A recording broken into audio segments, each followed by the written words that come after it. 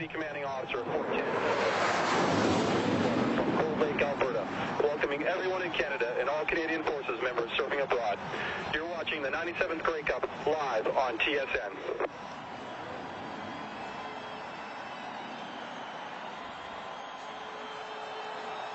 Well, this is it. Luca Conji has it on the tee. There's Brian Bratton, Larry Taylor deep. The 97th Grey Cup on TSN is underway. The ball on the carpet and quickly swarmed downfield at the 26-yard line. Bratton on the football, not much of a return. And there is Anthony Calvillo making a Grey Cup record-tying 7th start. And coming off a playoff record-tying 5 touchdowns in the Eastern Final. A few nights ago, named the outstanding player in the Canadian Football League, threw for 4,639 yards in the regular season. And the most remarkable stat for Anthony Calvillo, 2009, 550 attempts, only 6 interceptions.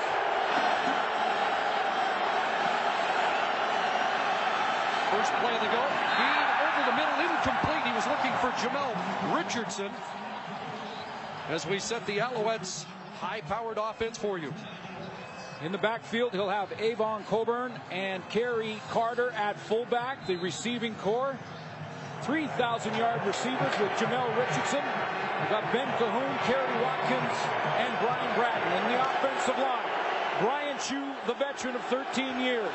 Josh Burke and Jeff Parrott at tackle, Scott Floyd and Paul Lambert at guard. Scored on their first 5 possessions last week against BC. It's 2nd and 10. And there is the most reliable receiver, Ben Cahoon, but he'll be taken down short of the first down by Mike McCullough, the St. Francis Xavier product at linebacker. It's a good start for the Saskatchewan Roughriders, Chris, because the Montreal Alouettes this season have been such quick starters. Their first 2 games of the regular season, they put up big drives for touchdowns. It's a good start for Saskatchewan. There's Damon Duval, and the dangerous Jason Armstead is at his 30, awaiting the punt. Good kick by Duval. Backs Armstead up to the 20. First man misses, and so does the second. And Armstead's out across the 30 to the 33-yard line. 13 on the return after a 56-yard kick. And here comes the Western Division All-Star quarterback, Darian Durant. 4,348 yards passing for Darian Durant. And he will have one thing to try and calm his nerves. He will have this crowd behind him, without question.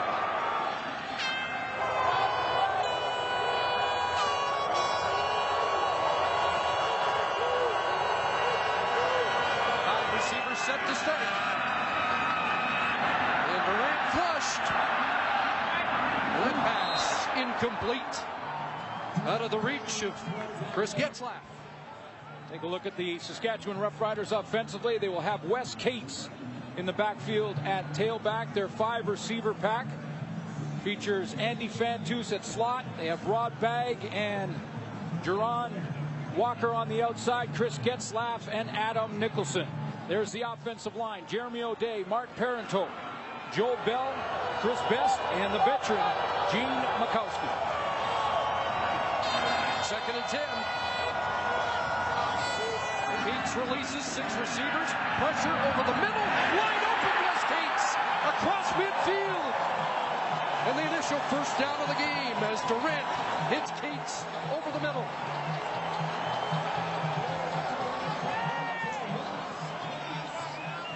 Wes Cates comes out of the backfield right here. He's going to come out, go in motion, and then go right down the middle. Vacated middle of the field from the Montreal defense as their safety, Matthew Prue, walks out. A little bit of an opening in behind the linebackers, and a big play early for Darian Durant. Should calm his nerves. 26 yards for Wes Cates. Now the inside handoff. That's Ron Bagg with the football. And Bagg down inside the 40. The Queens product is tossed out by Chip Cox. Take a look at the Alouettes on defense. Up front, John Bowman and Anwar Stewart are the rush ends. Karan Williams, Eric Wilson inside defensive tackles. In the linebacking core, one change. Ramon Guzman starts at middle linebacker. We will see Shea Emery, Diamond Ferry, and Chip Cox. The other linebackers, Matthew Crew at safety, Billy Parker and Gerald Brown at halfbacks, Davis Sanchez and Mark Estelle on the corner. Back-to-back first downs, a 13-yard run for Rob Bagg. Play action fake, and Darian Durant throws that away under pressure. Darian Durant, if he was nervous and did have some pent-up nervous energy in his first start in the Grey Cup, certainly isn't showing it. That's a good, solid pass down the middle to Wes Cates to get positive field position, and right now his offense is in field goal range. Well, he admitted early last week he was hyper, and Miller said, I'm going to have to dial him down, and he did yesterday. Durant said, when you're the guy doing the thinking, you better not get overexcited. 2nd and 10. Durant Walker immediately taken down by Billy Parker, the fine rookie defensive halfback. Saskatchewan Roughriders, though, all year, Chris, really relish the league of underdog.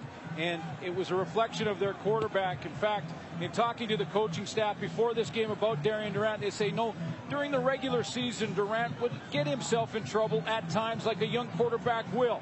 But we were really looking forward to that next series because he always bounced back. There's Luka Kanji, 77% good on the year. He'll attempt from 42 yards out. Did not kick a field goal in the 2 games against Montreal. Puts this one wide left. And Larry Taylor in the end zone gets a block and is going to bring it out. Taylor down the sidelines.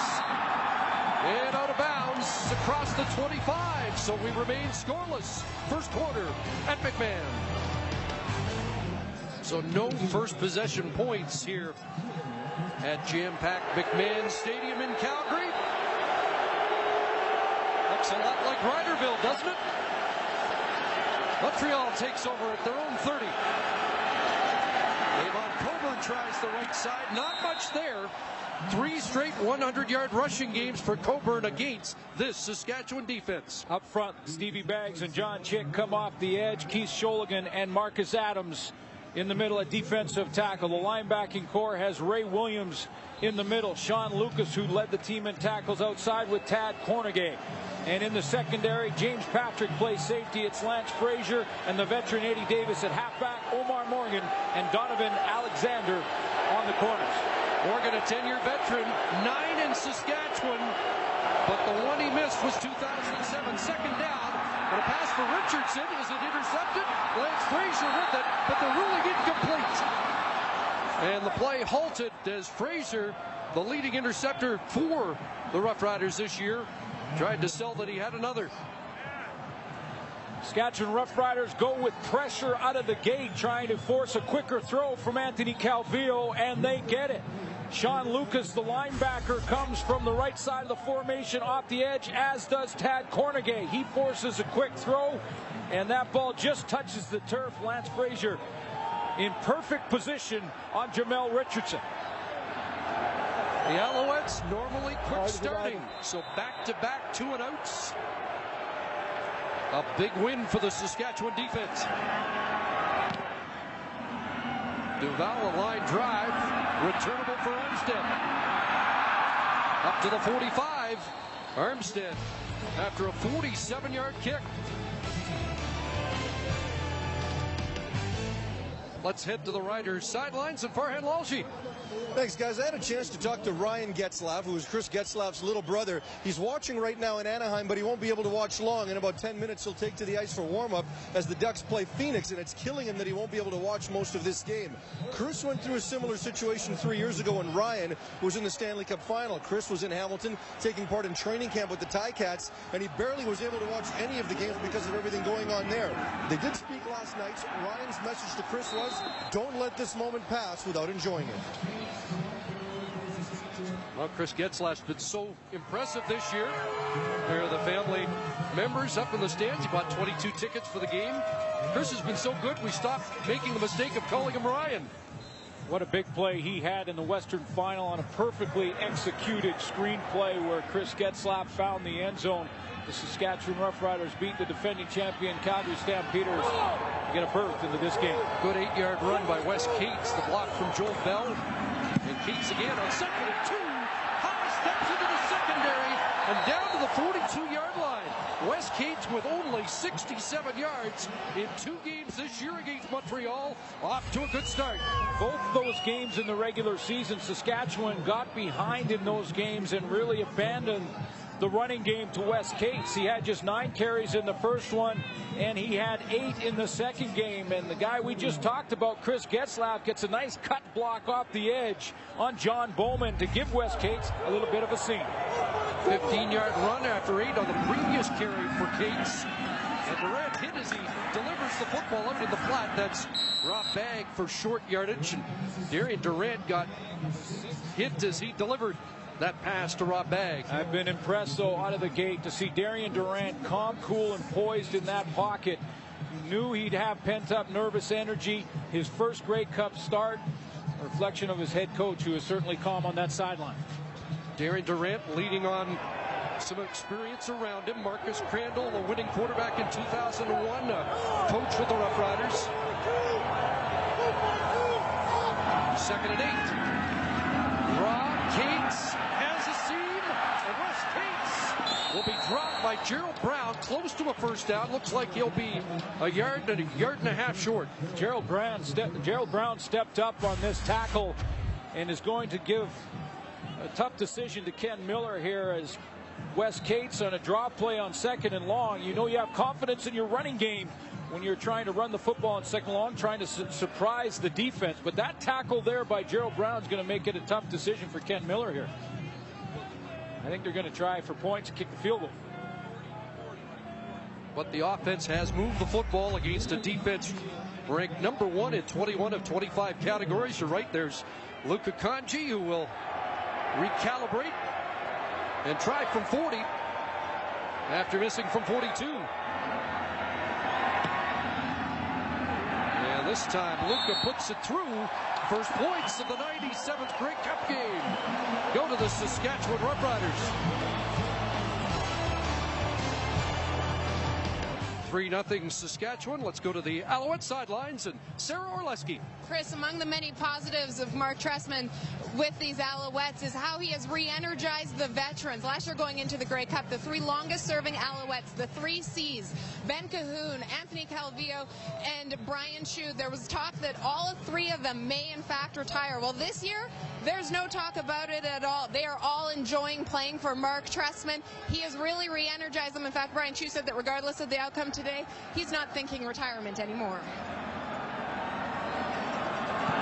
Louis Sakota, the line drive that's off the fingertips of Tremaine McElvain over the up men. And McElvain will take off, and the big defensive end brings it across the 40-yard line. It is a veteran group, no strangers to these cups, and guys like Brian Chew trying to improve their Grey Cup record, which started with a loss here in 2000 at McMahon against BC. 211 starts, Chris, for Brian Chew in Canadian football, and he was the one guy that I thought was probably going to retire, win or lose after this game. But as Sarah mentioned, with Mark Trestman really rejuvenating their careers, they want to continue to go. Well, the Pro Rider fans amp it up. Calvillo slings that, and Jamel Richardson, the former Rough Rider, can't bring it off his shoe tops. Guy who left Saskatchewan after 4 years just prior to Saskatchewan 2007 Grey Cup championship. Passing game a little off at this point. It's going to be a challenge for those offensive linemen we just talked about, Brian Chew and Scott Flory, outstanding lineman in 2009, won that award a couple of nights ago. They have to figure out this different front from the Saskatchewan defense. They like to use a lot of movement up there. Calvillo 0 for 3 out of the gate, looking at 2nd and 10. And that pass incomplete with Coburn looking like he was open. So a sputtering start for the heavily favored Alouettes. Heavily favored, and all the talk about this #1 offense that ranked first in passing yards per game, first in points per game at 33.3, and in their first three series, they are 2-0.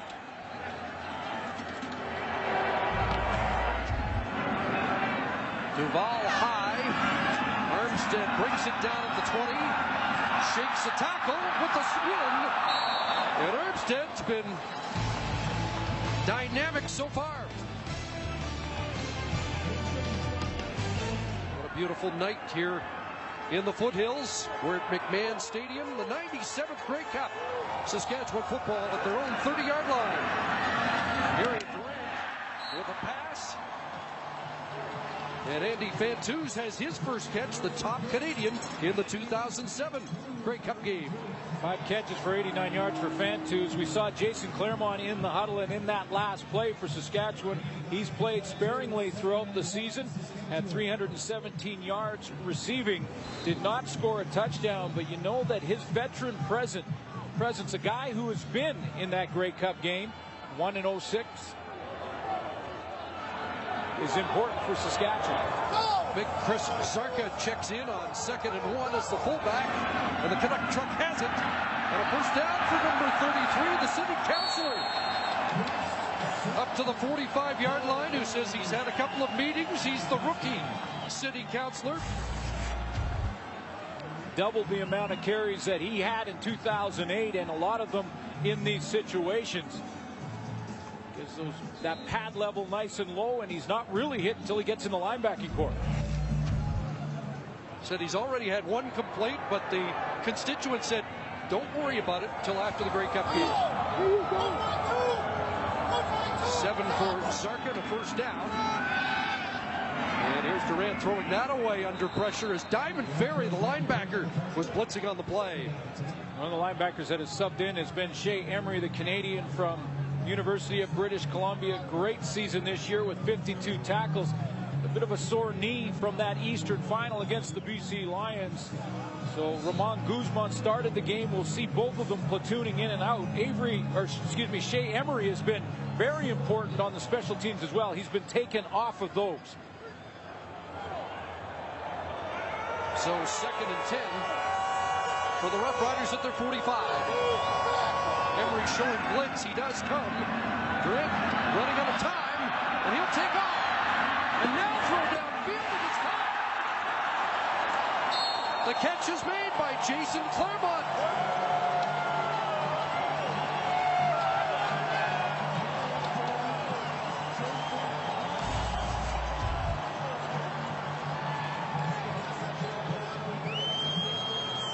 Little pressure from the Montreal Alouettes, and the block picked up right on the outside by Wes Cates to give Darian Durant a little bit of time in the pocket. Now he's going to extend the play with his legs and then find Claremont down the sideline. Takes a big hit from Chip Cox, but it's the block from Wes Cates that gets things started for Saskatchewan. Another example, though, of the escapability of Darian Durant, and how he can add Lynn Cates getting to the edge. Flags are flying. Ramon Guzman takes Cates out of bounds.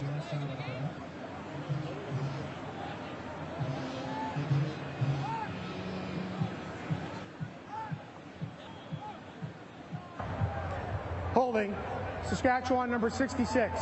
10-yard penalty, repeat first down. That's Chris Best, the left guard out of Waterloo. Let's go back, first of all, to that big play by Wes Cates, the tailback. If he doesn't get this block, there's no play down the sideline to Jason Claremont. Big block on Diamond Ferry, who was blitzing from the linebacking core. Claremont makes the catch down the field. Now that holding call pushes him back, but it's first down. Ferry was shaken up. He's gone to the bench. Guzman takes his spot. There's Claremont again, and he is upended by Davis Sanchez on the corner. And didn't he make a physical impact last week against BC in the Eastern Final? A couple of interceptions on the season for Davis Sanchez, but I like the play of Darian Durant early in this game. Everyone wondered if he would be nervous, if the nerves would affect his play. He looks calm and collected and poised in the pocket. When moving this football team, you can see the numbers show that. Second and 13 after the holding penalty. Pressure. And Durant just gets that one out of his hands as Anwar Stewart turned up the heat, the top defender in the Eastern Division this year. And they're going to confer here. Did Durant make it to the line of scrimmage? Yes. Is this going to be grounding? And now the flag does come out. Yeah, it was very close, and I didn't think that it did make it. Looked like it was about a yard short. Intentional grounding. Saskatchewan number 4. The ball never crossed the line of scrimmage. It's third down. So that backs the Rough Riders up. Darian Durant has done this now 3 times in this game, and we're still in the first quarter where he has felt the pressure and thrown the football away. That one just a little short of the line of scrimmage, so an intentional grounding call. Louis Sakota, the punter, and the dangerous Larry Taylor. 7 kick returns for touchdowns this year. 3 by the Montreal returner. And Sakota with a kick off the side of his foot that bounces out at the 25. Anthony Calvillo trying to get this offense kick started. And the ball's knocked loose. Keith Shilligan's got it. And the big defensive tackle's down inside the 10 as Marcus Adams knocked the ball loose.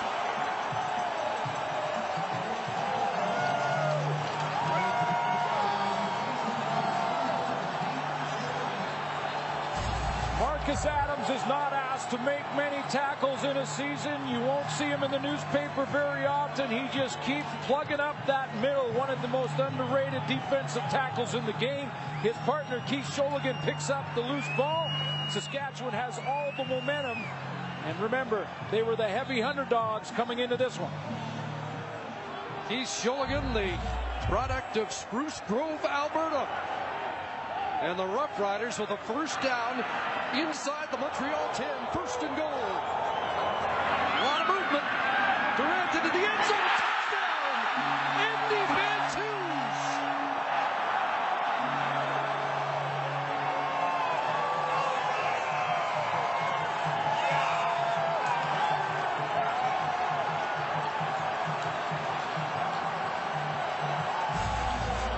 The 2007 Grey Cup Championship, Andy Fantus had a touchdown. He's got one in 2009. Nice inside move. Darian Durant steps up in the pocket. And the underdog Saskatchewan Rough Riders jump out ahead.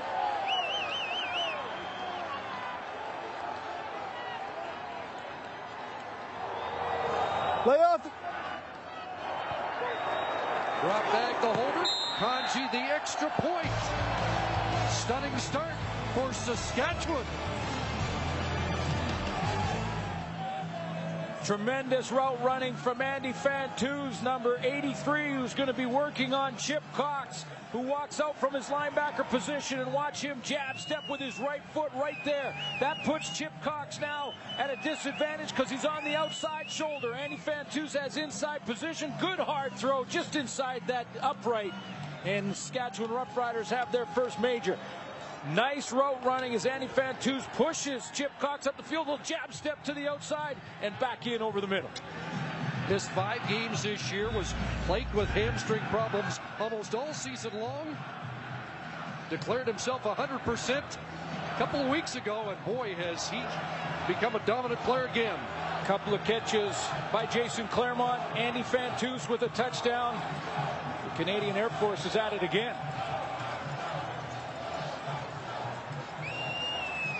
Chatham, Ontario product.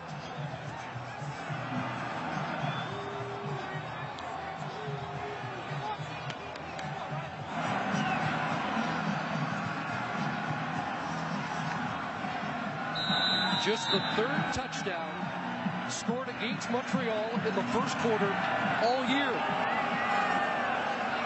How about this Saskatchewan defense and how they have bottled up Anthony Calvillo in this first quarter.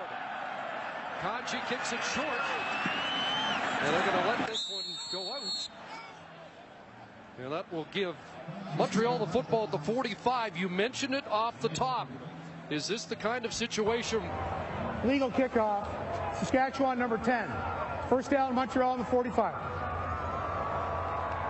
Is this the kind of situation where Ken Miller's team has forced Anthony Calvillo and company to say, here we go again? Yeah, well, you talked about the Grey Cup record and their 4 straight losses, 03, 05, 06, and of course last year to Calgary. And with Saskatchewan jumping out in front, this confident Alouette team now has got to be wondering. Just over a minute left first quarter, Calvillo without a completion. Hands off to Coburn. And they'll try and get something established on the ground. A first down carry up across midfield.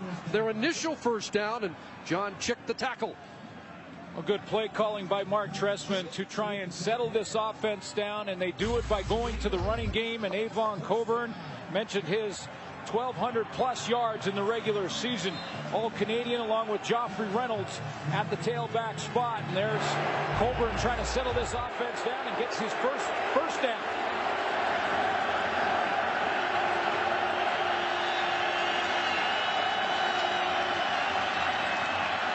Toss to Coburn. Nice cut inside. Then John Chick brings him down at the 50. 4 more for Avon Coburn, who had one game, a personal high 25 carries, 146 yards, and 2 touchdowns against Saskatchewan.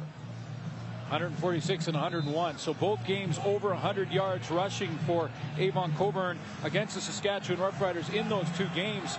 And this is the one area for Saskatchewan that this year has been a bit of a challenge. They ranked 7th coming into this Grey Cup championship through the regular season against the run. 2nd and 6, final play, first quarter, barring a penalty. There's the first pass complete, and Cahoon's got it down at the 32. On the final play of the opening quarter of the 97th Grey Cup here at McMahon.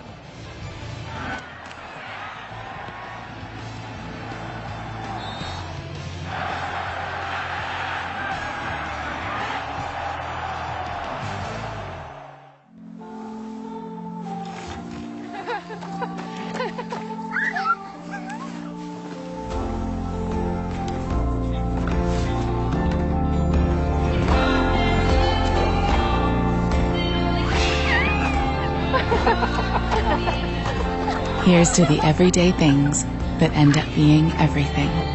Here's to all things simple, with casual clothing and footwear from Marks. First quarter stats are brought to you by Tim Hortons. Always fresh, always.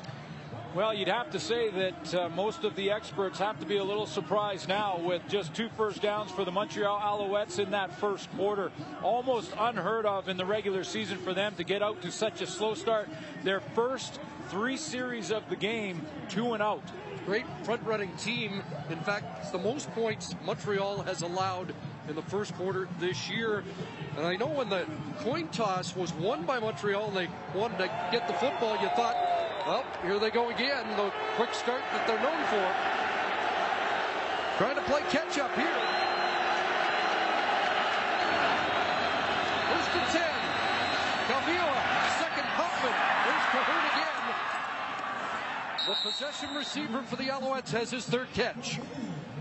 Well, in order to get this offense going, they need a little bit of help from their offensive line, and Anthony Calvillo got it on that last play because he had lots of time to look at his first, second, and third read. That offensive line up front has got to start to slow down the pass rush from the Saskatchewan defense. You could see Calvillo had enough time to look at his second read, which was Ben Cahoon. A little stop and go right across the middle.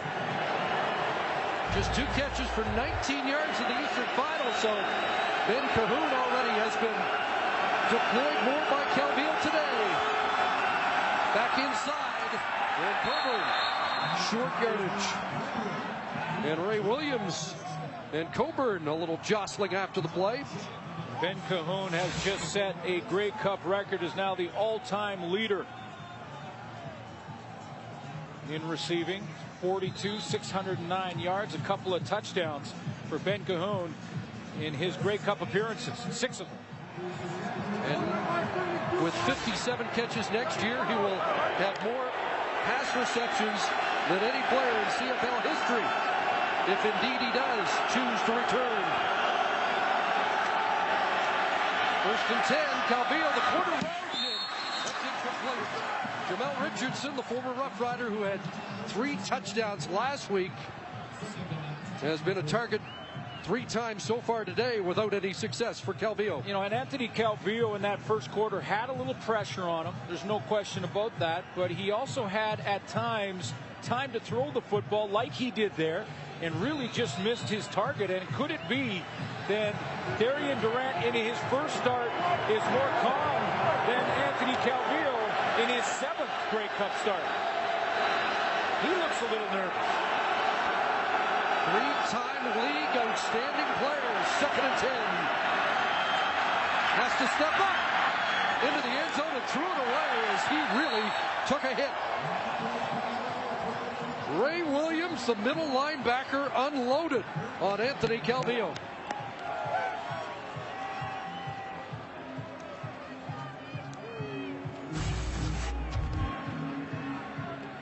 Calvillo just runs out of time as he starts to work to his right. Ray Williams is what's called second vision, not to lead with his helmet there. He jumps up and just uses his shoulder pads and therefore does not draw the penalty flag. So the league's leading scorer, Damon Duval, comes on, 242 points this year. Finished the season 18 for 18, missed 1 in the Eastern final. Cahoon spots it, Duval splits it, and the Alouettes are on the board early 2nd quarter.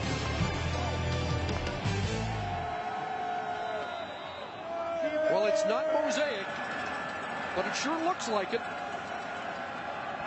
Rough Rider fans enjoying this 10-3 lead as Duval kicks it off at Armstead.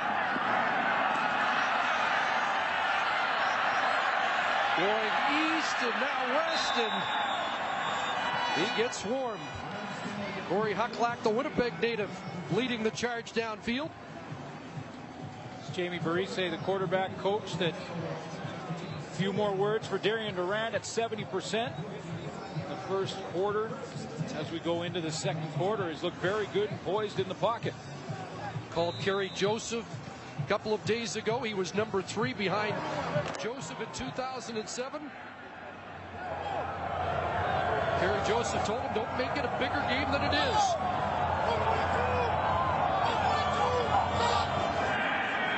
Problem with the ball there.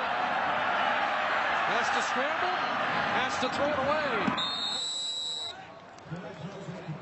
I think that's the 4th time now in this game that he has thrown the football away when things have broken down. And again, just want to illustrate his poise as he drops his football, the ball on the turf, but he calmly reaches down. This is a Grey Cup championship and his first. Calmly reaches down, picks it up, stays composed, rolls out and throws it away. Every step that he has gone in his football career, people have told him he's not good enough to play quarterback, and that included North Carolina, where he went to college. Proved them wrong every time. 2nd and 10. Over the middle, there's Chris Getzlaff. Cut down at the 26, and he'll be short of the first down. Shea Emery, the Vancouver product, with the tackle. Layered routes there. Chris Getzlaff, the underneath route that the Montreal Alouettes defensively are trying to just scratch back into this football game, and they'll give Saskatchewan that one in that situation in 2nd and long and just rally to the tackle, forcing the Riders to punt the football. First 2 and out for Saskatchewan. Larry Taylor awaits.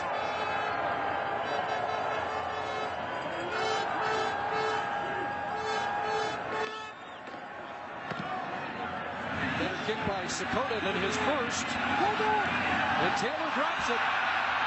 And he breaks 1 tackle and is dropped at the 34-yard line, approaching the 4-minute mark of the 2nd quarter.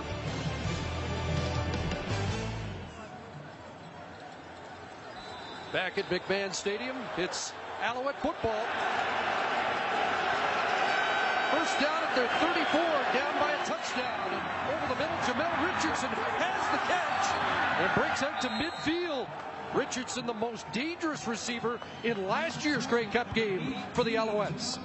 Last year, his first 1,000-yard receiving season. He backed it up with another one this year and really missed the first 5 games of the regular season. And one of the things that not many people talk about when it comes to Jamel Richardson is his ability to get yards after the catch. He can break a tackle as good as anyone in the CFL and does it there on any game.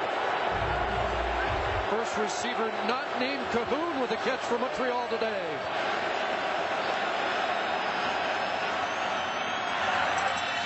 Into the flat, there's Coburn. And he's dragged down by the veteran, Eddie Davis. Time for the TSN Chalkboard, brought to you by Olamel's Microwavable Chicken Wings. Well, the one thing that Anthony Calvillo will do when he gets in trouble a little bit offensively is go to Ben Cahoon, and they will try and rub for Cahoon and get him open. Watkins comes down. He makes it look like he's going to pick on Eddie Davis and then go down the field. Morgan has to cover him, but Cahoon will slip underneath that rub if you're an offense, or pick if you play defense. Second down.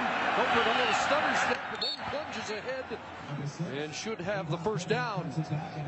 So this Alouette offense appears to be gaining a little traction. Yes, they are. They go to the run game, and then they go to Ben Cahoon, Mr. Reliable, and the guy that led the CFL in catches with 89, 37-year-old Ben Cahoon, who says he's coming back another year for sure, probably a couple of years. We will evaluate, of course, like they do at the end of every season, but Ben Cahoon under Mark Trestman continues to flourish, and it's well documented the chemistry between he and Anthony Calvillo. He's not the biggest receiver in the Canadian Football League, and he's certainly not the fastest, but Ben Cahoon, when that ball is anywhere in his area code, will come up with it. There is a ton of fight in that dog. Big Eric Wilson will check in, and so will Adrian McPherson, the short yardage quarterback for Mark Trestman, on 3rd and inches.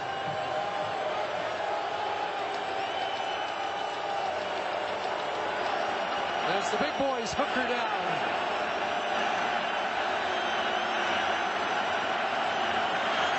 And McPherson will plunge ahead for the first down behind Brian Chu and the top offensive lineman in the league, Scott Flory. This year, Ben Cahoon made one of the greatest catches in a long, long time in Canadian football, and it was against Saskatchewan, one-on-one on Tad Cornegay, and he caught the ball, Cornegay's helmet, and somehow was able to hang on as they both hit the ground. An amazing catch by Ben Cahoon, maybe the best I've seen in years and years. And he alone has made more than a few. It's a little louder. Calvillo with the ride with the side play, and he hits Ben Cahoon again. Montreal's version of the zone read that Saskatchewan deploys and Calgary's made famous. Well, it is, but you have to establish Avon Coburn initially, which Calvillo is starting to do now, so they can go to play action and fake it, pull it on Coburn there, and then go again to Mr. Reliable over the middle and Ben Cahoon, who will just sit down in the zone, and he just tries to read where Saskatchewan is playing it, sees the flow, he goes against it, and sits in that hole. Injured linebacker for the Rough Riders, Sean Lucas, their leading tackler the past 2 years, is down, so Jarrell Freeman will have to check in for at least 3 plays.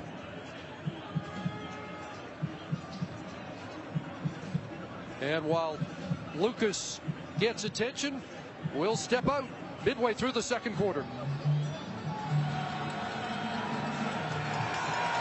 So Lucas to the sidelines, Jarrell Freeman's in. 1st and 10 Montreal, 6th play of the drive. Flags fly, and this play stopped. And it looked like Richardson was ahead of the snap for Montreal. Mark Trestman will script. Procedure, Montreal, number 65. 5-yard penalty, repeat first down. Well, Lambert, the left guard, called there. He will script the first dozen plays of the game, but at this point now, Trestman has to be looking at some adjustments that he's making. One adjustment was to go to Avon Coburn a little bit more. The timing and the motion was off in that play. Again, uncharacteristic for the Montreal offense to have mistakes like that. So it's 1st and 15. 6 receivers up. Calvillo finds a hole, and he'll slide down inside the 30-yard line. We will see him take off on occasion. On the Eastern Final, he rushed the ball 3 times, had 24 yards rushing in that game, so he had a good average. He will take off, and that's one of the skills from Anthony Calvillo not talked about. He is a pocket passer, a timing passer. Takes off and runs, picks up a good chunk there. Got 9, 2nd and 6. Rough Riders with some late subbing on defense here. Calvillo looks one way, checks down. It's going Carter to fullback. Fumbles. Last one to it. Chris McKenzie. Is this the second turnover of the first half? It is. McKenzie did have a foot in, and it's the second fumble recovery for Saskatchewan. And Ray Williams is going to put the hit on Kerry Carter along with Eddie Davis, the halfback, and that ball touched before it gets out of bounds. And not only touched by Chris McKenzie, but he grabs it with that left foot still in the field of play. So that is a turnover. All you have to do in the Canadian Football League is be the last to touch it before it goes out of bounds. But Chris McKenzie secures possession. Rough Riders led the Canadian Football League in fumble recoveries with 25 on the year, but Montreal led the CFL in giveaway-takeaway ratio.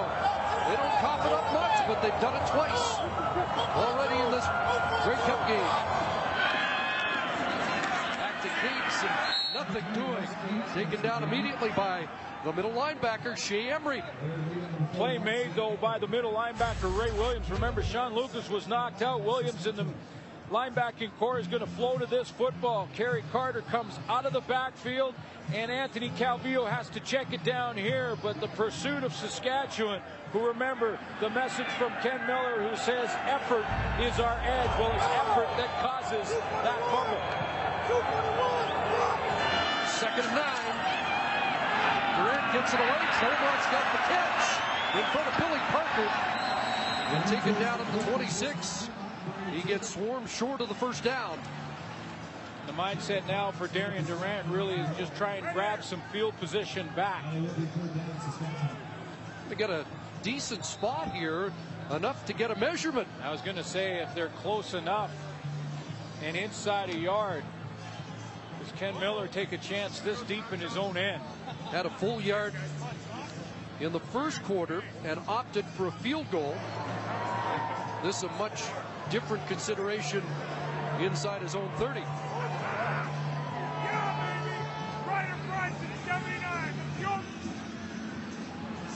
And a lot closer than I think it first looked.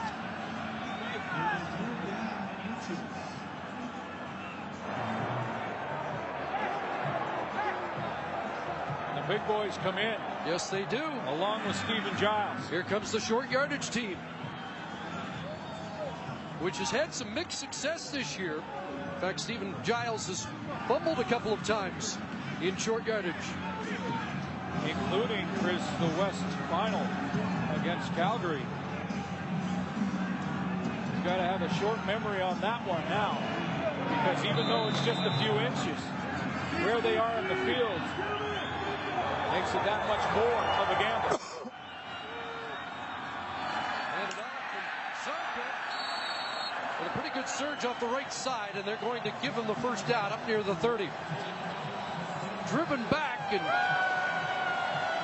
Shea Emery in there to fill the hole, but Chris Zarka has become a critical guy in short yardage in recent weeks. Yeah, how about the confidence this coaching staff has in the Canuck truck up in number 33 to be able to take that ball off the line of scrimmage, turn around from Stephen Giles and hand it to him, knowing that Chris Zarka will get them that few inches they need.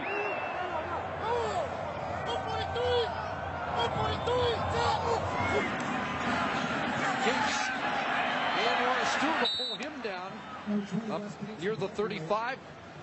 4 yards for Wes Cates. Talked to the coaching staff about Wes Cates and that he was just shy of 1,000 yards on the season, and felt that for Saskatchewan to be successful against what is maybe the best front four in Canadian football for Montreal, they're going to need to get Wes Cates involved.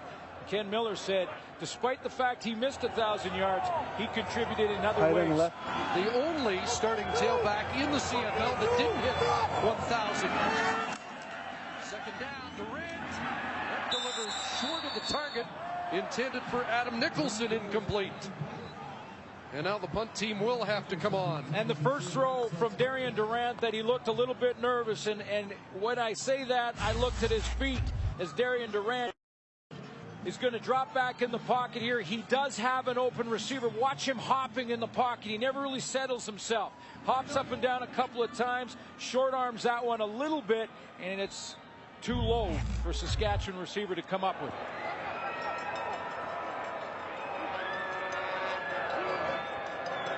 So Louis Sakota replaced the injured Jamie Borum late in the regular season. Set to kick it to Larry Taylor. Good work. Taylor backpedals to his 15. Mike McCullough downfield, and Taylor brought down at the 24. That's a 59-yard kick for Louis Sakota. That's a big, big punt for Saskatchewan and Sakota. His average in the West Final was 43.1, and they want a little bit more out of him. Sean Lucas back in the game on defense for Saskatchewan because that big punt just flopped the field in Saskatchewan's favor.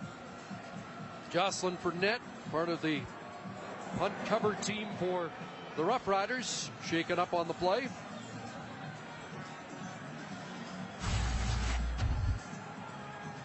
Be the first one down, and it's normally unblocked from the center spot, but he gets blocked this time, and it's Davis Sanchez, the corner, playing on that return team for Montreal. Big punt for Saskatchewan, gets them out of their hole. We'll see if Anthony Calvillo can move it back and get the field position back. Fournette on his feet, looks like he'll be okay. Ken Miller talked about his team being a field position team. They got off to a slow start last week, seemed to be pinned in their own end for almost the entire first quarter of the Western Final, but once they got better field position, they took charge. Now they'll try and hem in Calvillo and the Alouettes.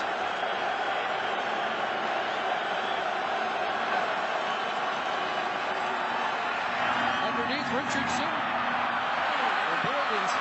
He's spinning, head north in a hurry.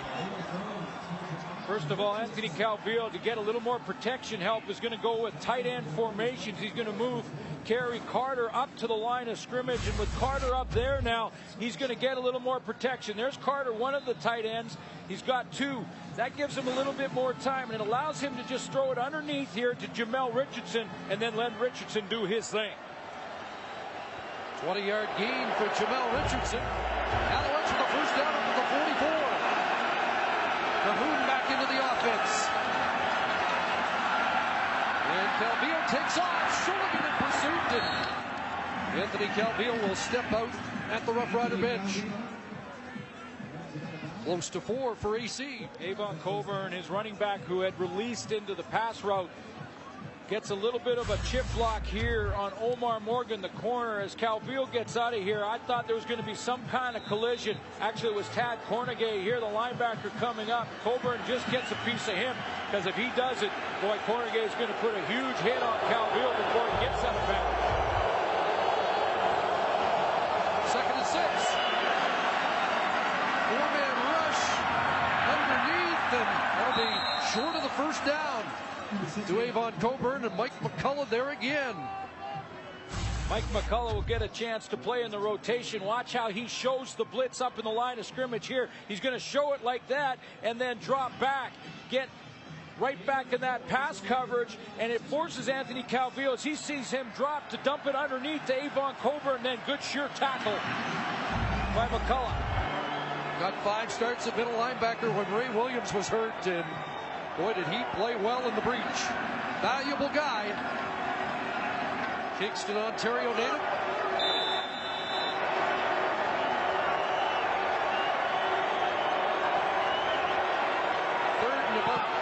yards. Duval in, and it goes off the side of his foot. Up at the 32-yard line. Uncharacteristic for the all-star CFL punter. I don't think that bounced out either. That went out in the air, which would be a penalty. The Rough Riders will gladly take the football as they mark it up across the 30-yard line. That's just a 24-yard kick. Boy, in the Eastern Final, Damon Duval pounded the ball, 49-yard average. This one off the side of his foot, just a 25-yard punt. Now, when you consider Sakota's punt of 59 yards on the last Saskatchewan possession, that's a difference of about 35 yards of field position on the exchange. About a third of the field. So big exchange on the two punts. Durant back to work, looking deep. Rob Bagg, and he missed an open target as Rob Bagg got in behind coverage. Rob Bagg shut it down for some reason. I'm not sure if he thought that he was not the primary target, or he felt that Darian Durant had either already unloaded the ball or was looking to the short side of the field. He kind of geared it down in his route as he went down the middle, or he would have had a big play, because that ball was catchable. Missed opportunity, and Darian Durant said, as good as the Alouettes defense is, there are some big plays out there. 2nd and 10. Durant rolls. Looks for Nicholson. Incomplete. Davis Sanchez is there. They have been so sure-handed as Adam Nicholson drops one. So that's and this receiving core in Saskatchewan have really been the story down the stretch and in the playoffs. And those were two mistakes in the receiving core that's going to cost Saskatchewan to punt the football. The first by Rob Bagg, who kind of geared it down on that deep one. And now Adam Nicholson putting the ball on the ground on a very catchable throw from Darian Durant. 2nd 2 and out of the opening half for Saskatchewan.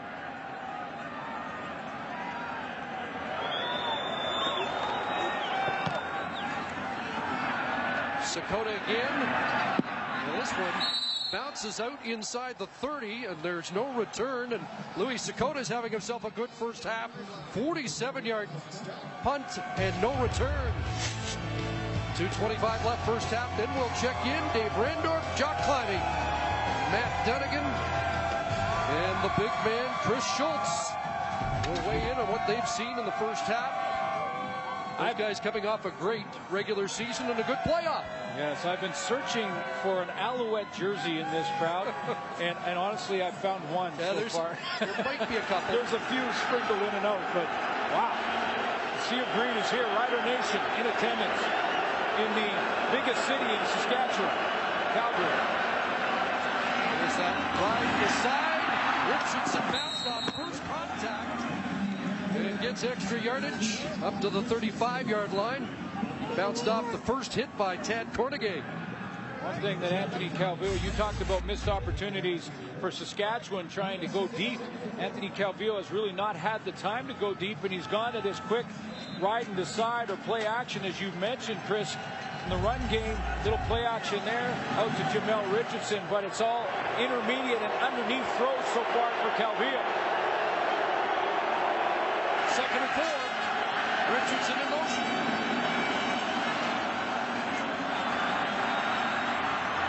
Underneath it goes, and Kerry Watkins pulled down. Eddie Davis was step for step, and that'll be a 2 and out for Montreal's offense.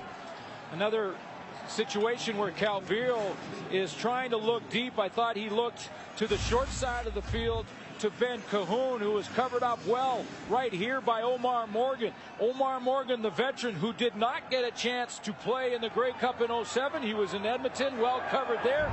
And so Calvillo has to look back down, and again, underneath throw. Duval, and this is a whooshing.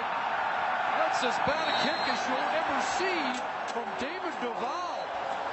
Oh boy. That's shocking.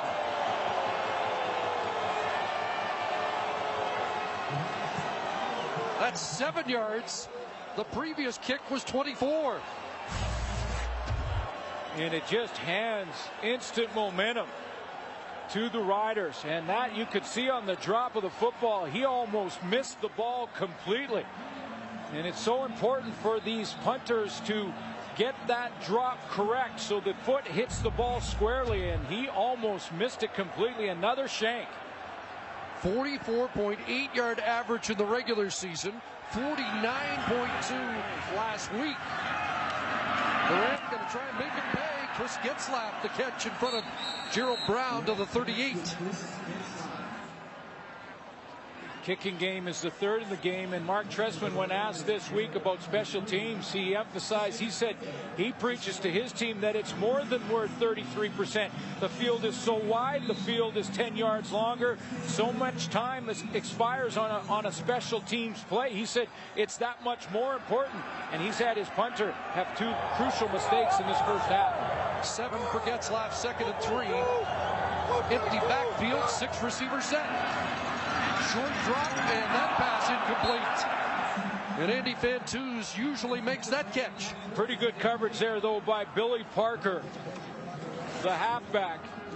And when Andy Fantuz had his touchdown in the first quarter, he was working on Chip Cox, the linebacker. Here he's going to work on the halfback Billy Parker, who gets his hands around the waist and just distracts his Fantuz enough as he goes over the middle. Parker in his rookie season in the CFL. So because of that 7-yard Duval punt, the Rough Riders going to get a field goal opportunity. Got a touchdown off one of the fumble recoveries in this first half. And now Conji will set up from just inside the 45. Puts it through. Big kick and a 10-point Saskatchewan lead. And 3 points really handed to Saskatchewan by Damon Duval. Well, that ignites the fans here. Obviously pro Rough Rider, as Andy Fantuz has grown accustomed to. Rider Nation is unbelievable, and you know, it just makes the whole experience so much better.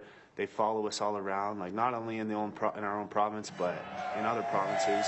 That we always got a strong group of green in the stands, and it just makes it so much easier when even the home team's quarterback can't have total silence when they're trying to you know, communicate and do their cadence. So we have neutral sites and home sites. That's how we look at it. And I'm not sure if this is neutral site or home. This is a home game. I mean, this is a home game, and I wasn't exaggerating when I said that I was looking for Montreal jerseys in the stands, and really I've only found a couple. But you could see Saskatchewan so far in this first half playing like they really had nothing to lose, playing like they were the underdogs, no problem. They're playing loose. Sakota line drive kick, drills it past Larry Taylor. And Taylor is likely going to concede a single point here. Putting the knee down. There's another one for the Rough Riders off the toe of Louis Sakota. And now it's 14-3. You know, Larry Taylor has to give up the point there because he's so deep in his own end zone. Sakota with another big kick. The kicking game a factor in this game already, but I just question a little bit the decision to waste a little time there. He gave up about 3, 4, 5 seconds as he walked down. I mean, the Montreal Alouettes are behind, and this game slips away on you in a hurry, especially when you're trailing. And Larry Taylor very casual, and he kills about 3, 4 seconds there. He should have got down and give Calvillo more time. An 85-yard signal. Calvillo flushed. Now heaves downfield and incomplete. Trying to hook up with Brian Bratton, who had a pair of touchdowns in last week's Eastern Final. Touched on Omar Morgan's play in the last series. There's Donovan Alexander in perfect position down the field on Brian Bratton, as Alexander plays that wide side corner spot right here, and he is in great coverage. When Calvillo has wanted to go down the field and try and push it deep, he has not been able to because of the coverage of the Saskatchewan secondary. Donovan Alexander, who grew up in Winnipeg, is for Christmas asked for Winnipeg Blue Bombers season tickets. Now he's playing with the arch enemies. 2nd and 10. Calvillo in trouble again. Now looks downfield and overthrows Richardson.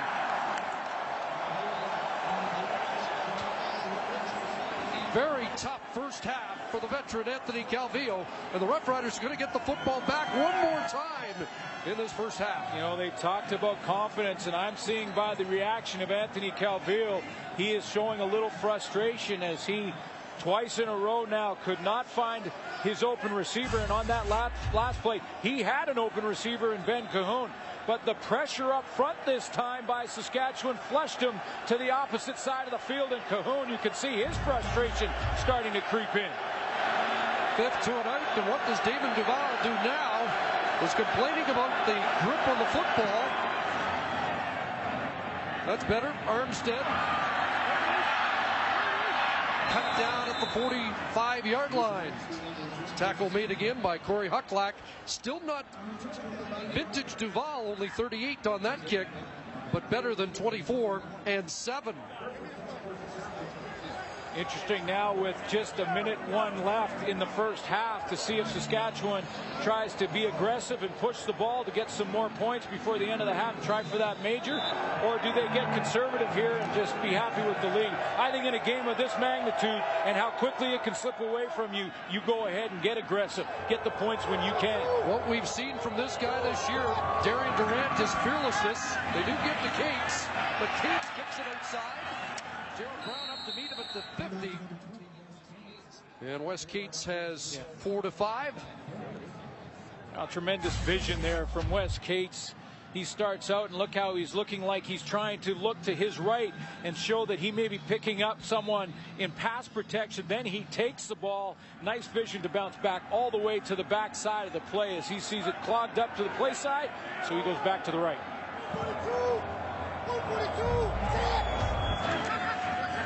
2nd and 6. Durant steps up and throws complete. That's a first down, and Andy Fantuz moves the chains. Now Darian Durant slides out to the right of this pocket, and then he just shows his poise as he uses his legs.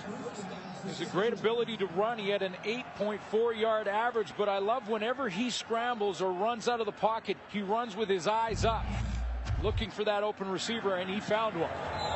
Rough Riders do have a timeout. 30 seconds remaining, first half. Durant to throw, and that is complete. There's Durant Walker, and they'll mark him at the 41. So Ken Miller's got his team close to field goal range. And 2nd and short. They want to keep it going to try and take a shot at the end zone. If they can pick up about 10 here, could get a couple of plays more. 2nd and a pair, and it's a quarterback draw to first down. Brought down at the 31-yard line. Now they're in field goal range and will likely use their timeout. Well, in field goal range and with 13 seconds, may have a chance for one play to the end zone. Quarterback draw called. Good block at the point of attack. It was Wes Cates again on Diamond Ferry to cut his legs out. Saving the timeout, they go no huddle, and they'll take a shot. Durant rolling, looking for Fantuz. He's got it at the corner, then marking him out at the 2. But do they have time? The clock says 0-0. I thought he went out with about 1 second left. And are they ruling him out? They may have to go to the command center. Yeah. Actually, they're ruling no catch at all. They said his foot was out. Fantuz just saw the replay up on the screen, and he argued the point. He's got a foot. Well, he got that foot down first, didn't he? Yeah, his right foot.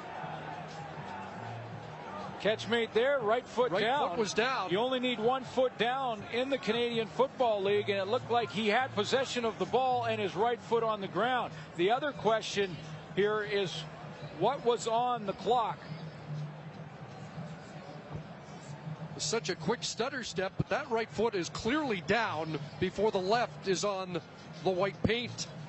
So the challenge flag is out. That's one issue. The other is, did all this happen with any time left on the clock? When Fantus put his foot on the white stripe, that second foot, I looked at the clock at that moment, and there was 2 seconds left then. It went down to 1. But that's going to be, there's 2 questions here. They're challenging whether or not that was a catch. It looks like it was. Saskatchewan is challenging a ruling on the field. They believe it was a catch.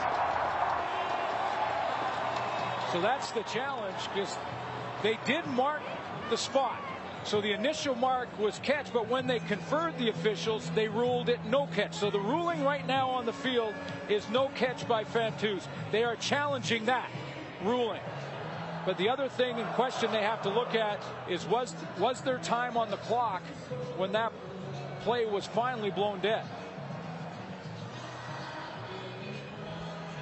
Well, there's a look at the command center in Toronto. Jake Ireland on the right with all the high-tech gear.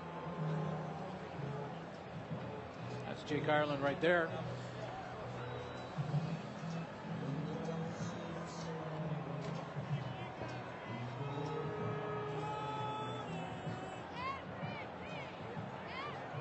We'll take a look at this replay. You can see the clock in the corner, 3 seconds 2. And so clearly there would be time on the clock. So there's the 2 seconds to your right, and there's the foot on the white stripe, which would stop the play.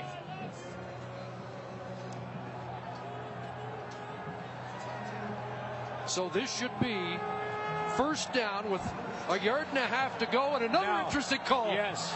If it goes Saskatchewan's way, if it goes the way it should, does Ken Miller go for a touchdown with 1 second to go, or do they just take 3 more points and a 17-3 lead to the locker room? Well, the ruling as to whether or not it was a catch is important for Luka Kanji in the first place, because even if they go for a field goal down here, it's a chip shot for him rather than a longer one. So take a look. This is a better look at the clock. Right foot down. You can see 2 seconds, and the left foot on the white stripe. So clearly 2 seconds, and here comes Glenn Johnson with the verdict. After review, the player did catch the ball inbounds, and there are 2 seconds on the play clock, on the game clock. 2 seconds. And that's why you have video replay, especially in a game of this magnitude. Now, Ken Miller wants a timeout, and what does he do here? In 2 seconds, he will not get another chance, so it's one play before the end of the half. Conventional thinking would say take the points, but it would be tempting. Now he's not on the 1, he's on the 2.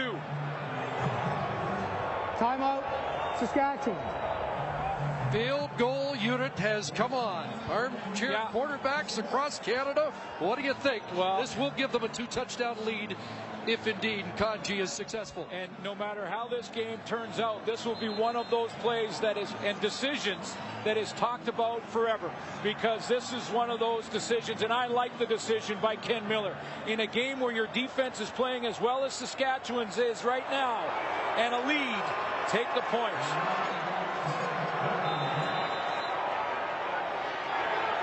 So from 9 yards out, Kanji puts it through, and it is a 2-touchdown lead after 30 minutes. What a brilliant performance by the Saskatchewan Roughrider defense, and I think a somewhat shocking effort by an experienced Montreal Alouette team that was heavily favored.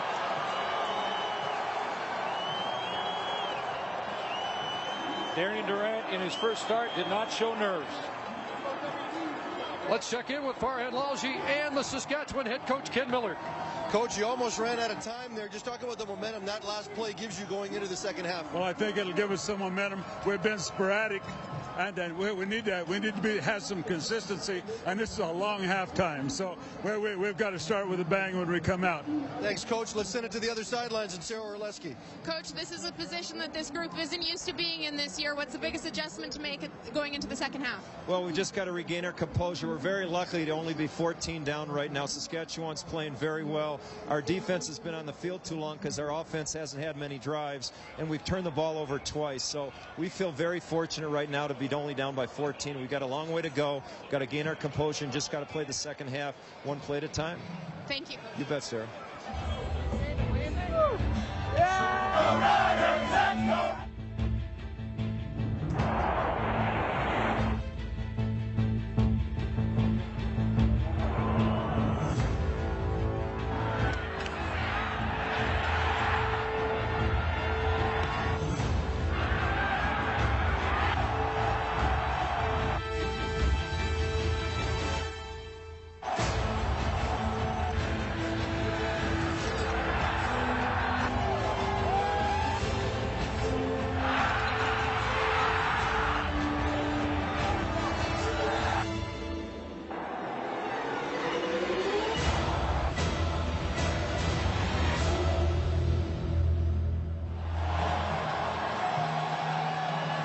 Well, we wondered, could the underdogs, Saskatchewan Roughriders, make the Montreal Alouettes think at any time in this game, here we go again? Then you have to wonder if that's exactly the seed they planted.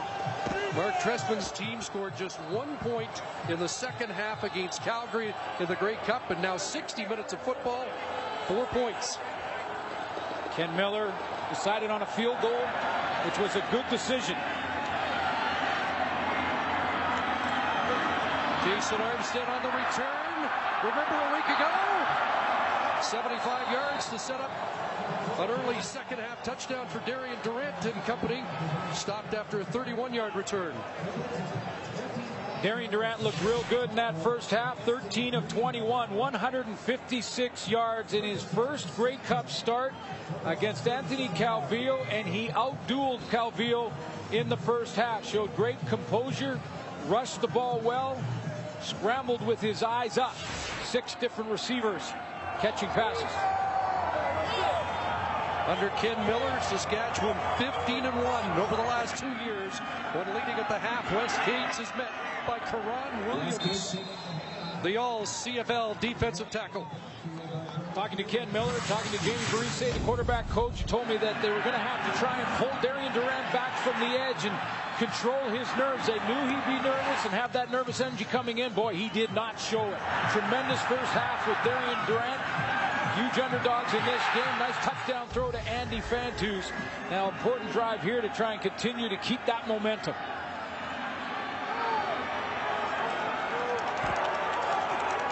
Second and 10.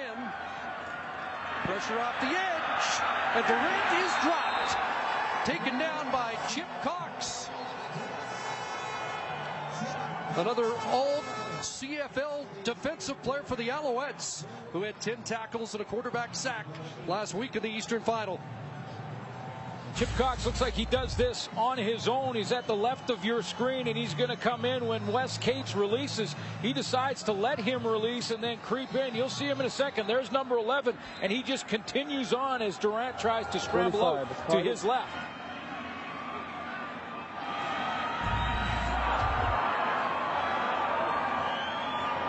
There's Louis Sakota. Larry Taylor charged up, backpedals, and takes it on a hop. And Sean Lucas wrestles him out on the sidelines, and they've done a good job of negating Larry Taylor so far. There's Anthony Calvillo's numbers in the first half. Again, fewer passing yards than Darian Durant. 5 2-and-outs for the high-powered Montreal offense, an offense that averaged 33 points a game and threw for just shy of 300 yards per game. I think we're going to find out a lot about this football game on this series. And Rob Coburn finds a crease. Ball popped loose at the end of that play. They're saying Coburn was down. Now, the one thing that you know at halftime, Scott Milanovich, the offensive coordinator, would have gone in and talked to his quarterback, because at the end of that first half, Anthony Calvillo started to show some signs of frustration outwardly, something we have not seen all season long.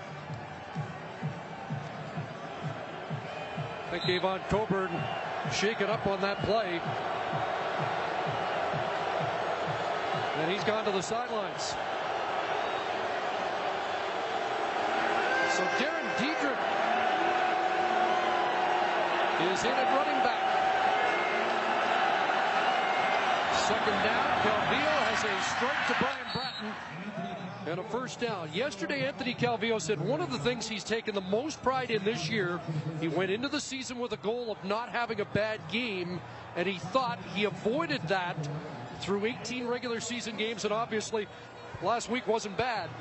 But that was a bad first half for Anthony Calvillo. Yeah, and you have to give credit to the Rider defense, and the main reason for that, relentless pressure up front, forced Anthony Calvillo to check down and throw it short. He's not been able to push the ball down the field. Coburn back in. First down at the 48. Good protection. Coburn releases. Sean Lucas with the tackle as Coburn crosses midfield to the Saskatchewan 54. That time Saskatchewan went with four-man pressure, dropped everybody else out, and Coburn right here is going to come out of the backfield, and he's the check down man. Again, this has been what Calvillo's been forced to do a lot of. That intermediate range, 4 to 5 yards, dump it under, and hope, like Jock Climbey said at halftime, that his receivers and running backs can pick up yak yards after the catch. He's going to have to push the ball sooner or later. You'd say a guy like Anthony Calvillo's due 100 passes for the Grey Cup without a touchdown. Here's Coburn again. And he brought down by the middle linebacker, Ray Williams, coming off his best game of the year last week. 10 tackles, 3 quarterback sacks in the Western Final. Well, Ray Williams hides in behind the defensive tackle in Marcus Adams and then slides. He's made some big hits in this game. He forced that fumble that was recovered by Chris McKenzie in the first half.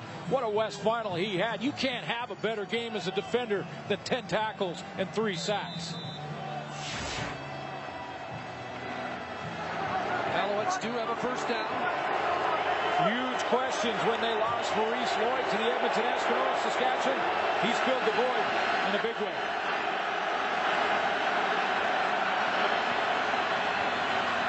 Lots of time. Calvillo stretching it out, and Richardson's got it. Anthony Calvillo with a connection to Jamel Richardson, and a little traction for this Montreal offense. First of all, the offensive line digs their heels in. Watch the big boys up front. They're going to slide to their left here to give Anthony Calvillo time. I talked about Calvillo having to push the ball down the field deep. He can't do that if he doesn't have time to throw the ball. That time he does, and this time Jamel Richardson makes that big catch along the sideline. 21 yards for Richardson. Back in the hands of Coburn. Slashing off the left side. And close to another first down. They are getting in their rhythm. They are starting, this offense from Montreal is starting to get in their rhythm, and it starts with the guys up front. That time some blocking. Scott Milanovich, the offensive coordinator, comes out and he shows great mix in the running game and the passing game. A little bit of Avon Coburn, and then that nice throw to Jamel Richardson.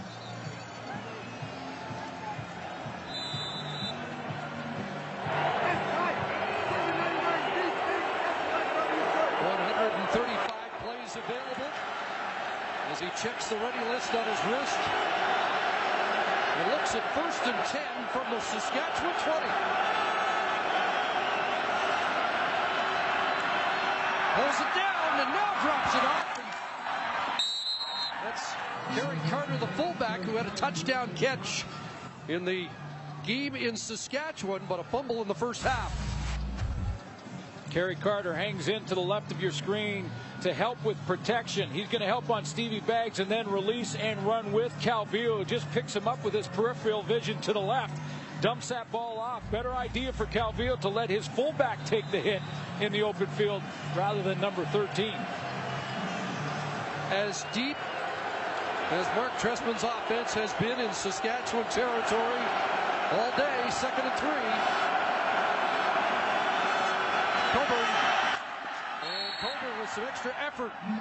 Should have the first down. Again, it's the balance. It's the balance from Scott Milanovich, who's now come out. Mark Trestman, you know they got together. Mark Trestman calls the passing plays in the offense. Milanovich calls the running plays. They're back on page now. They're going to get that great mix in there where they get Avon Cobra. Now the linebackers for the Riders are guessing. Are they going to run the football here? They're going to throw the football, and it gives Anthony Calvillo more time in that pocket.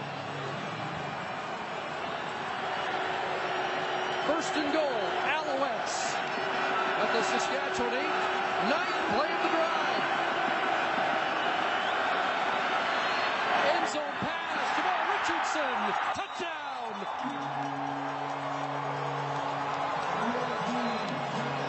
Game on at McMahon. Yeah.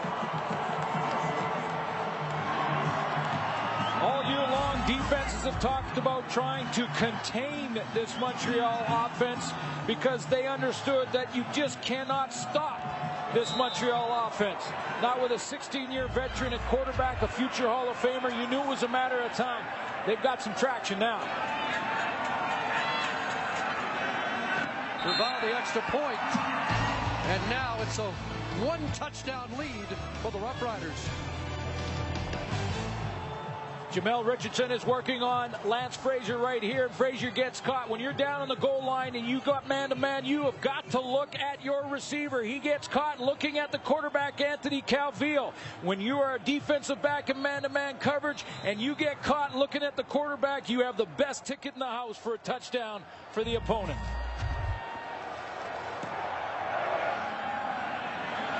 Kickoff to Armstead from his 12. Armstead brought down short of the 30. 9-play touchdown drive for the Alouettes. 9 plays, 74-yard drive, took 5:35 off the clock and gets Montreal to within a converted touchdown of the Saskatchewan Rough Riders, and the ball back in Darian Durant's hands. And a response do we get from Saskatchewan? Pressure on, looking downfield! And a strider too long, intended for Chris Getzlaf. Out of the gate in the second half, a good drive for the Montreal Alouettes and a scoring drive that sees Anthony Calvillo go 5 for 5 in the passing game. But I like the balance in pass and run. 5 passes in this series, 4 rushing plays, capped off by Jamel Richardson on Lance Frazier in the end zone. So Mark Trestman able to regroup his team at halftime. 2nd and 10, Saskatchewan. Durant rolls, pressure on, he gets outside. And has a first down. That'll step out untouched at the 45. Last year in the Grey Cup championship game in the second half, the Calgary Stampeders, Henry Burris started running just like Darian Durant did there. He ended up being the leading rusher and the reason that Calgary took that championship against Montreal. Darian Durant starting to take the game in his hands a little bit. He needs a pushback response drive after the Calvillo touchdown drive. That's a good start and good run to the outside. Durant 10th in league rushing, behind only Henry Burris among quarterbacks. Ran for 16. Now hands it off, and Kane slipped through across midfield to the Montreal 51. Diamond Ferry the tackle. That offensive line for Saskatchewan get the job done up at the point of attack. Montreal Alouettes, Diamond Ferry in the middle. He usually plays that strong side linebacker, and he's blocked up well by Mark Parenteau. Wes Cates, 8 carries, 53 yards. 13 and a first down. 6 receiver set. Downfield, run back's got it. In front of Jerome Brown. It's a big gain for the Rough Riders to the Montreal 30. Rob Bagg has that great speed going down the seam, and he's going to bend it into the middle on Gerald Brown in his first Grey Cup game. And you see how he's got Gerald Brown guessing a little bit. I talked to Brown yesterday about this Canadian receiving core, and he said, don't let anybody tell you they're slow. That Rob Bagg can fly. I respect Rob Bagg. He just made a nice catch in front of him. Top Canadian for the Rough Riders this year. Now they set up in that power I and break out. Durant slings it downfield behind the receiver. Billy Parker has the interception. Durant threw it behind the intended target, Rob Bagg. And it's a big Montreal takeaway. Billy Parker, an interception in the Eastern Final. The rookie comes up with a clutch pick here to snuff a Saskatchewan response after Montreal's touchdown here in the third quarter. Coburn up across the 10, a little breathing room. Keith Shulligan, the tackle. Let's go back to that interception by Billy Parker, who is in the trail position. I know what Darian Durant is thinking here. He thinks he has the middle open because there's no safety back there, but a ball that is thrown a little bit behind Rob Bagg gives Billy Parker a chance at it, and he makes a tough catch. He does. We took a long look at that, as I'm sure they did in the spotter's booth for Saskatchewan. Catch was good. And now 2nd and 3. Big down. Caldea pulls it. And he's going to be short.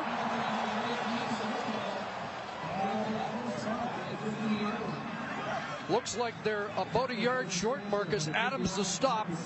And this is a tough decision for Mark Trestman, who would like to get a measurement to really know how much he needs. Now, all season long, Mark Trestman, in these situations inside of a yard, has had the confidence in his offense, his offensive line, and certainly Adrian McPherson, who's come in and has been maybe the best quarterback in the league in those short yardage situations.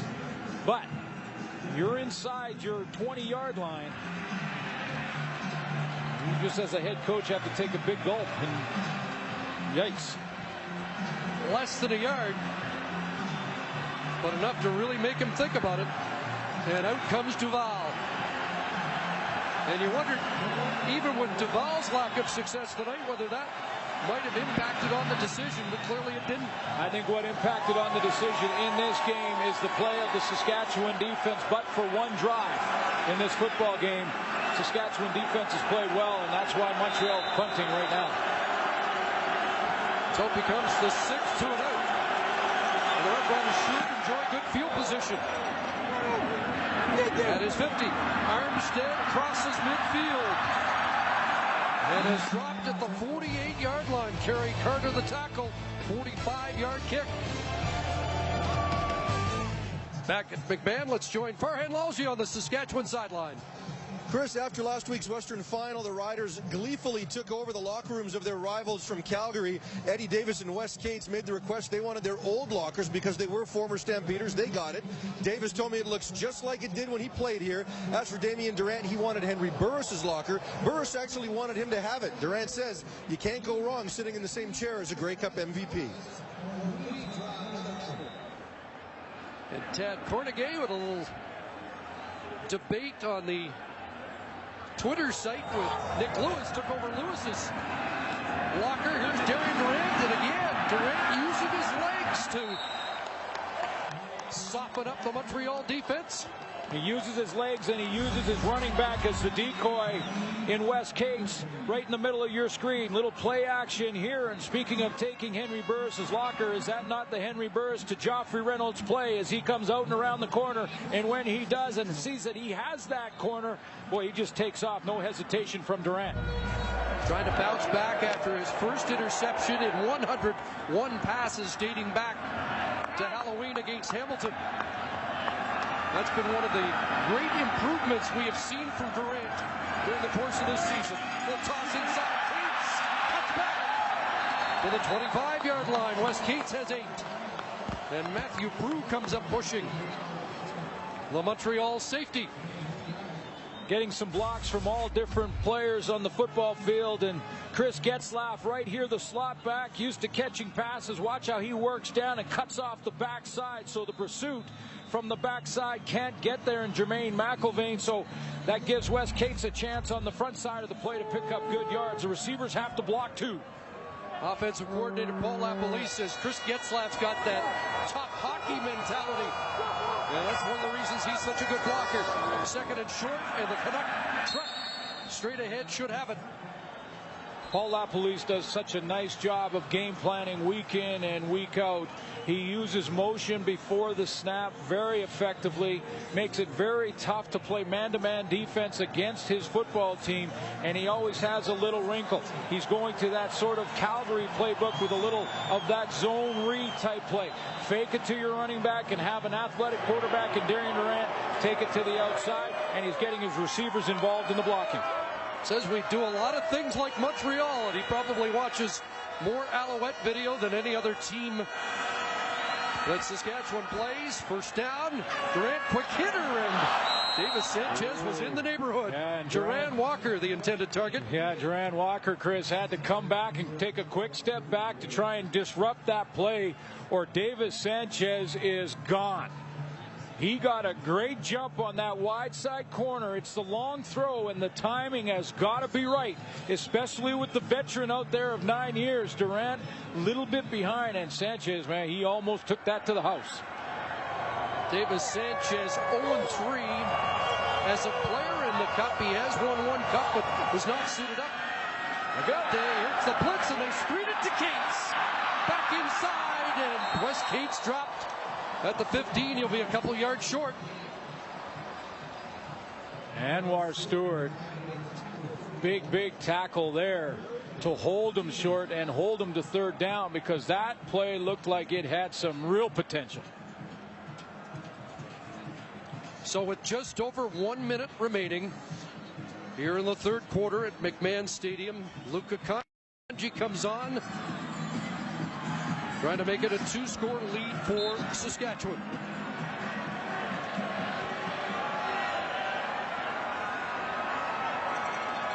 This will be from 23 yards out.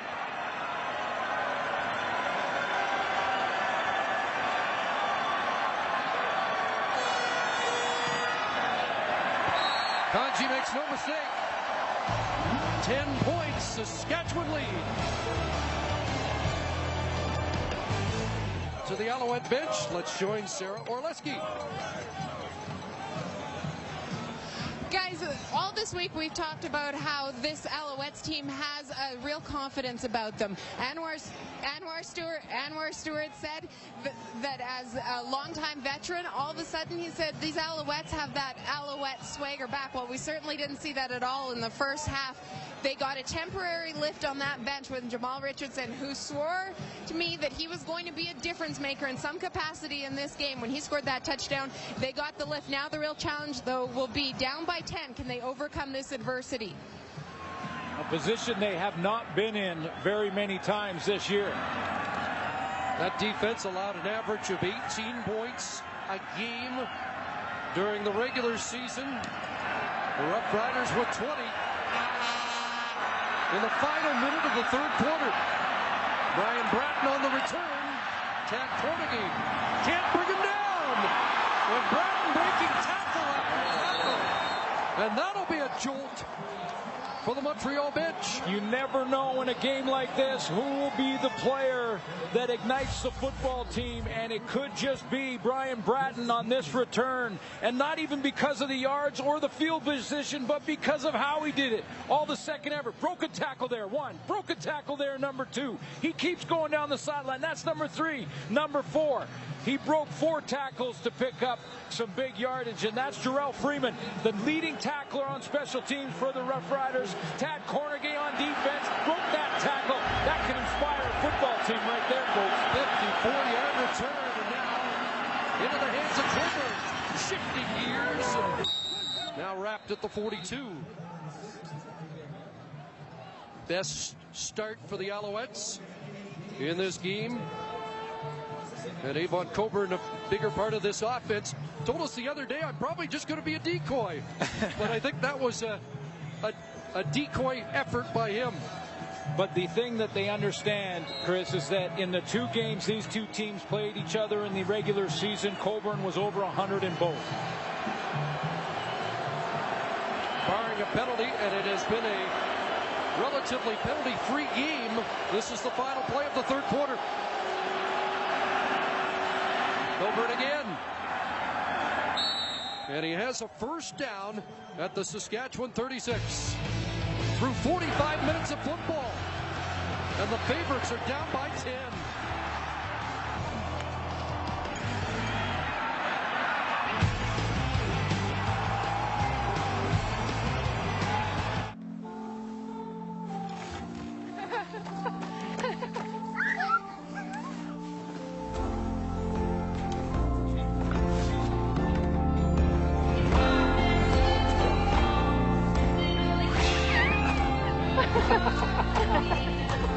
Here's to the everyday things that end up being everything. Here's to all things simple with casual clothing and footwear from Marks. 3rd quarter stats brought to you by Tim Hortons. Always fresh, always. You know, as a former defensive player, I always look at those first downs, because first downs means that your offense is staying on the field. Montreal has caught up a little bit there. Both teams have got their running games involved. Avon Coburn for the Montreal Alouettes, but that Brian Bratton return may be the play that ignites this team. They had to be different in the second half, and they have been. Well, it is a 10-point lead, but Montreal already in scoring position. You knew if they were going to come back, it would have to be established early, and that first drive in the second half for Montreal was big. Yeah, Anthony Calvillo goes 5 for 5 in that drive. They had the balance with Avon Coburn with 4 carries out of the 9 plays in the drive, and you're right, they have a chance to make it a 3-point game if they can finish this one. 1st and 10. Alouettes at the Saskatchewan 35, a long time, and nobody open. And down goes Calvillo. John Chick and Stevie Baggs meet the quarterback. That's what you call a coverage sack, because downfield the coverage is like a blanket. Anthony Calvillo cannot find anybody. Let's take a look at the short side of the field. Ben Cahoon on the crosser. He's covered up by Sean Lucas. Jamel Richardson can't open up. Over to the wide side. Kerry Watkins runs right into Lance Frazier. He's covered up. Donovan Alexander has S.J. Green down the sideline. That's a coverage sack. 2nd sack of the game. Hoyt ducks by 1, but not the rest. And down he goes again. Back-to-back sacks. Ray Williams, Mike McCullough, and they may have knocked Montreal out of field goal range. All starts right here as linebacker Sean Lucas is going to come off the edge here. He forces Anthony Calvillo to bounce. And when he does, that buys the linebackers in Mike McCullough and Ray Williams an extra second to get there. And they arrive at the quarterback at exactly the same time. Mike McCullough, a situational defensive player on 2nd down, but how many big plays has he made this season? And so they've knocked them out of scoring range and send the punt team on.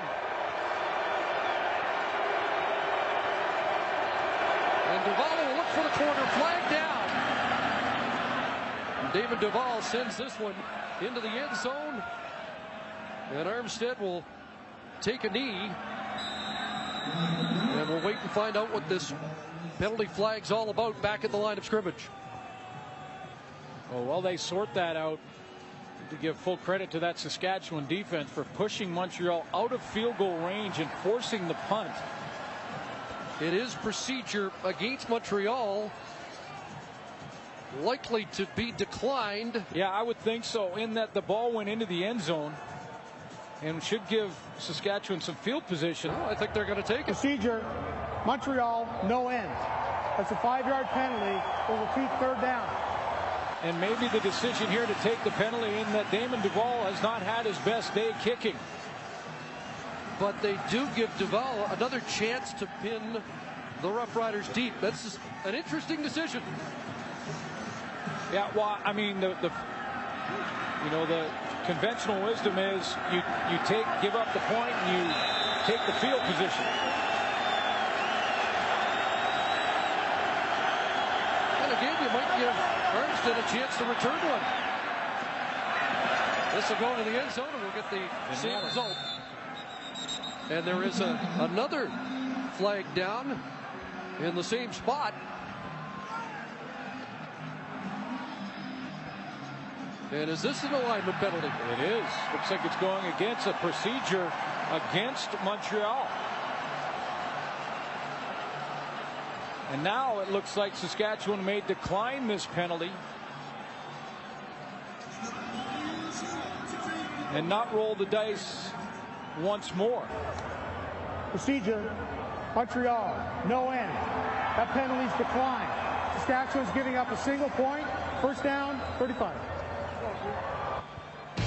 So it is a single point, and it is a 9-point Saskatchewan lead.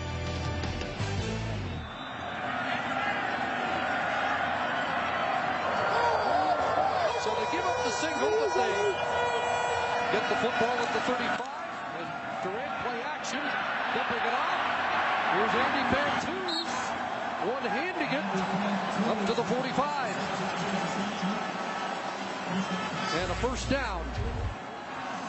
Good motion before the snap, as we talked about, something Paul LaPolice does well. There's the play action and that zone read play again to freeze the linebackers and the halfback. They get to the outside because of a crackback block from the wide receiver for Saskatchewan's. Fantuz is wide open.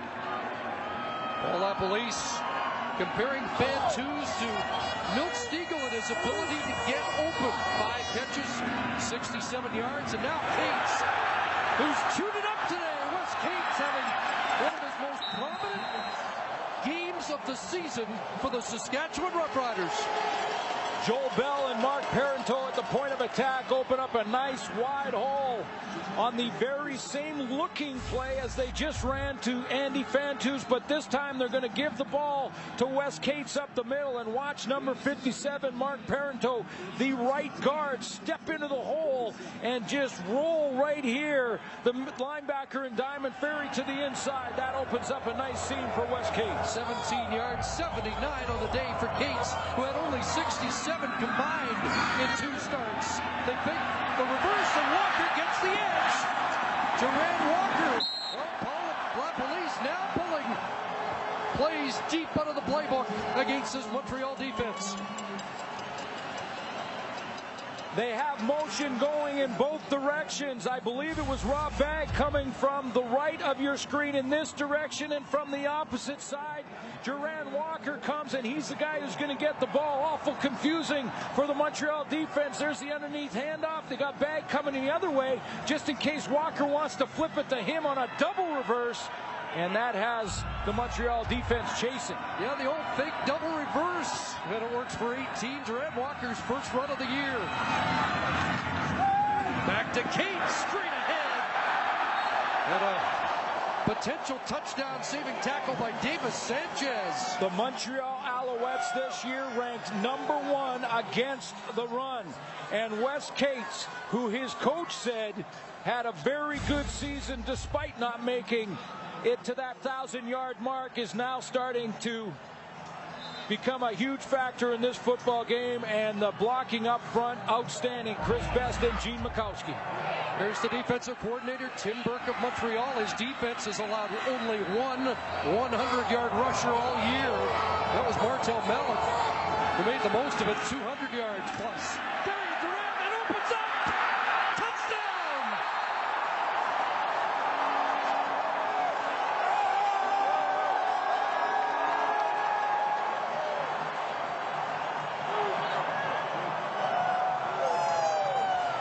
They run it down the teeth of that Alouette defense, and Durant puts it in the end zone. It's all about drawing up the X's and O's. You're going to see motion this way from Rob Bagg. Fake there.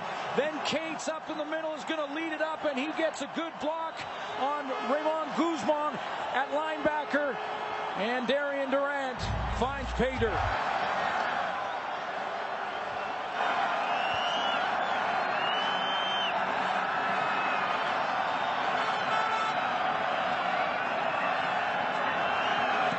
Extra point good. 5-play touchdown drive. 4 of them on the ground, including Durant to the end zone. How about the X's and O's from Paul Lapalisse? They've got Rob Bagg coming underneath on the fake. They've shown this Cates play, but this time they put in a variation and have Darian Durant follow Cates in. Now they're going to get 2 blocks at the point of attack.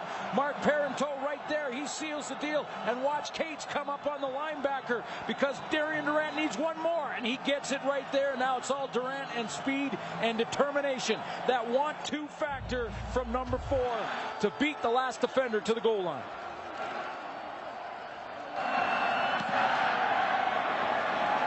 Sakota drills it downfield. There's Brian Bratton looking for another big return. Up across the 35. Touchdown for Darian Durant. He has run 4 times, 57 yards, and a major. And 4 of the 5 plays on the drive were runs after the catch by Fantuz. Couple of fakes to Wes Cates. That time they gave the ball to Wes Cates. That time they give the ball, fake the double reverse to Duran Walker. Little Wes Cates up the middle. I mean, this is textbook X's and O's from offensive coordinator Paul Lapalisse. What a drive for Darian Durant, and they needed the pushback. Well, you said he was in Henry Burris's locker. Shades of Burris from last year's cut. And now Calvillo's really got to make things happen. Coburn over the backfield, cuts it back, and a big play down inside the Rough Rider 50-yard line. And now all of a sudden you see that sense of urgency from the Montreal Alouettes. They see this one slipping away, the heavy favorites coming into this football game, and they've watched the Saskatchewan defense really dictate the pace when they pushed them out of field goal range, and you can see the sense of urgency now. They know it's slipping away. They've got to get it done right now. 26 for Avon Coburn. He's been their most dangerous weapon. And he's got the ball again, right side, slashing to the 40. 7 for Coburn, who last year was on pace for over 1,000 yards rushing and receiving. Unprecedented in CFL history. And stopped only by an ankle injury. The only issue now, Chris, when you're going to that running game and Avon Coburn from Montreal now is that the clock becomes your enemy. You start to run the ball, that takes more time off the play clock. Under 9 to go. 2nd and 2, 2.5. Coburn again left side. And he'll have the first down. You think back to the turn of events here. Brian Bratton brings back that return. And Gary Echeverry's defense responds. Anthony Calvillo had great field position. Echeverry's defense stops him, and not only stops him in that instance, takes away the momentum by pushing them out of field goal range. Damon Duval has to punt. They give up a single, and all of a sudden Darian Durant takes it down the other end and makes it a 27-11 game. This defense has come to play. Montreal first down. Quick hitter. Knocked down. And almost intercepted. And Josh Burke mugged Stevie Baggs, who thought he had a shot at an interception. He wanted to get some kind of interference call because you're right, Josh Burke, if not for tackling Stevie Baggs off the edge right at the left of your screen. And it's Tad Cornegay that knocks this one up in the air, but watch the tackle, 59 pulling down number 90 from behind. This was an issue for Anthony Calvillo in the Grey Cup a year ago with 4 knockdowns against the Calgary defense. 3 by Mike Lapinjo, and the Alouettes will tell you that was the difference in last year's Grey Cup game. 2nd and 10. Long time. Over the middle. Brian Bratton's got it inside the 5. Working on Omar Morgan, and the Alouettes have life. The safety, James Patrick, is going to get frozen here because Jamel Richardson comes on a crossing route underneath. That's going to pull up the safety, number 14. There's number 14 flash across. He's going to sit there on the crossers. Anthony Calvillo notices that, and he has Brian Bratton going behind number 14, the safety on the post. Bratton makes a nice catch over the middle. Brian Bratton, the man Anthony Calvillo says is their most underrated offensive player. Big catch there, 33 yards, 1st and goal. Down at the 3. Coburn. Touchdown.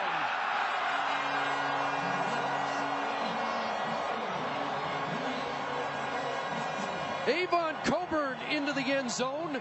Now it's a 10-point lead. And the Alouettes go for 2. Well, not only important that they cap this drive off, Chris, but important that they do it in one play. If the Saskatchewan defense makes Montreal bang it in there over a couple of plays, that takes more valuable time off the clock for Montreal. So not only to get the big play from Brian Bratton they needed, but they score on the very next one from Avon Coburn, and they'll go for 2. In 2000, they came up short on a missed 2-point convert late on this end zone. Trying to make this an 8-point game. Calvillo steps up, throws, and they got it. Kerry Carter with the catch, and they're within 8 points. The Montreal Alouettes get right back in it.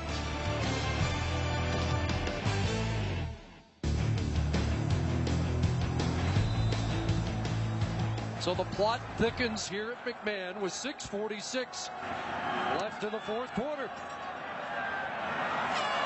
Armstead from his 5. Follows the wedge across the 30, then a huge jolt by Jermaine McIlvaine. Well, the plot thickens because of one play, and that's Brian Bratton. I want to show you the safety, Patrick. On the crossing route here, it's actually going to be Ben Cahoon. And watch how Patrick is going to stop his feet and not backpedal. He's going to just slide with Cahoon on that crosser.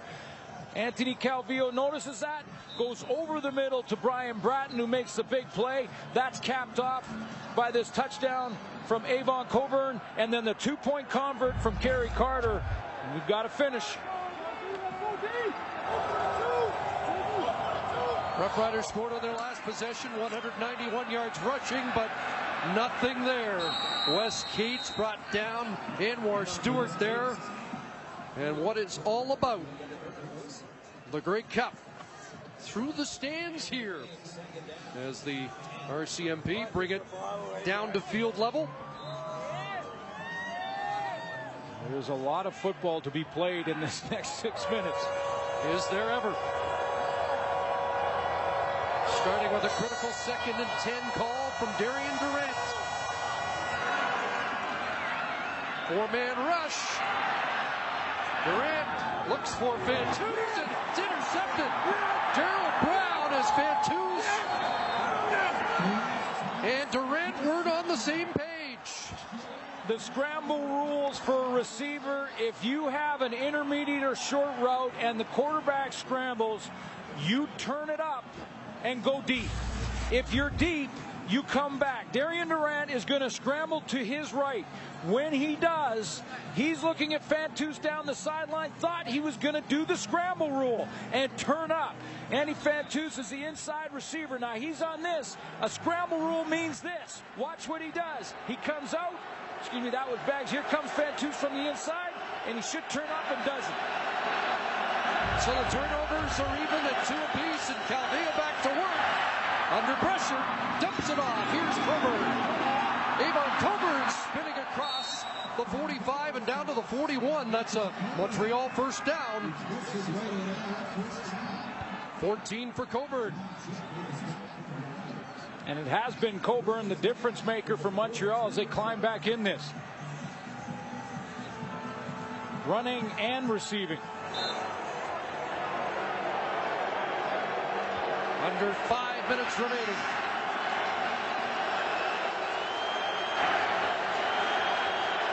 Alouettes trying to erase an 8-point deficit. Back to Coburn. To the 37, Ray Williams gets up pushing. And it's not surprising because Avon Coburn, through the bottom part of the regular season, the last few games, really didn't play all that much. In fact, in the month of October and into November, only had 39 carries. He was a little nicked, and Mark Trestman wanted to rest him for this situation right now. And has he been productive in this second half? Biggest part of the offense, 87 yards rushing, 58 receiving, 21 touches, 145 yards, 2nd and 5. Calvillo checks down. Coburn brought down by Mike McCullough.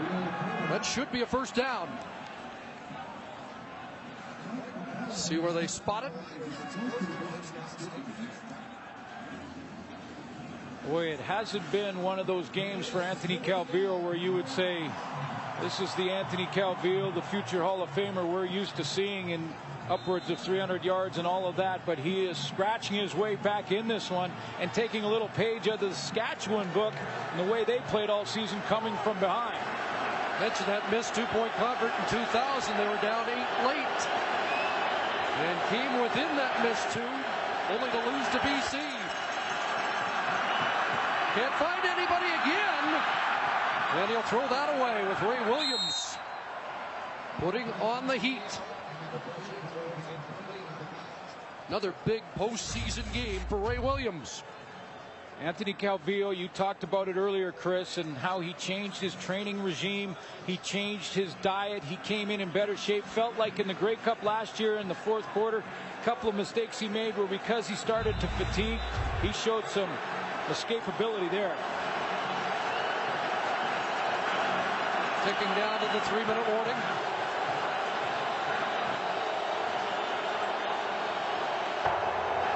Timeout, Montreal. And a 2nd and 10 that Anthony Calvillo and the Alouettes want to think about. And they use their timeout. Interesting that they would use their timeout when they were going to get the 3-minute warning, but and they're calling it now. Yeah, they are going to call the 3-minute warning. And we'll step up an 8-point Saskatchewan lead.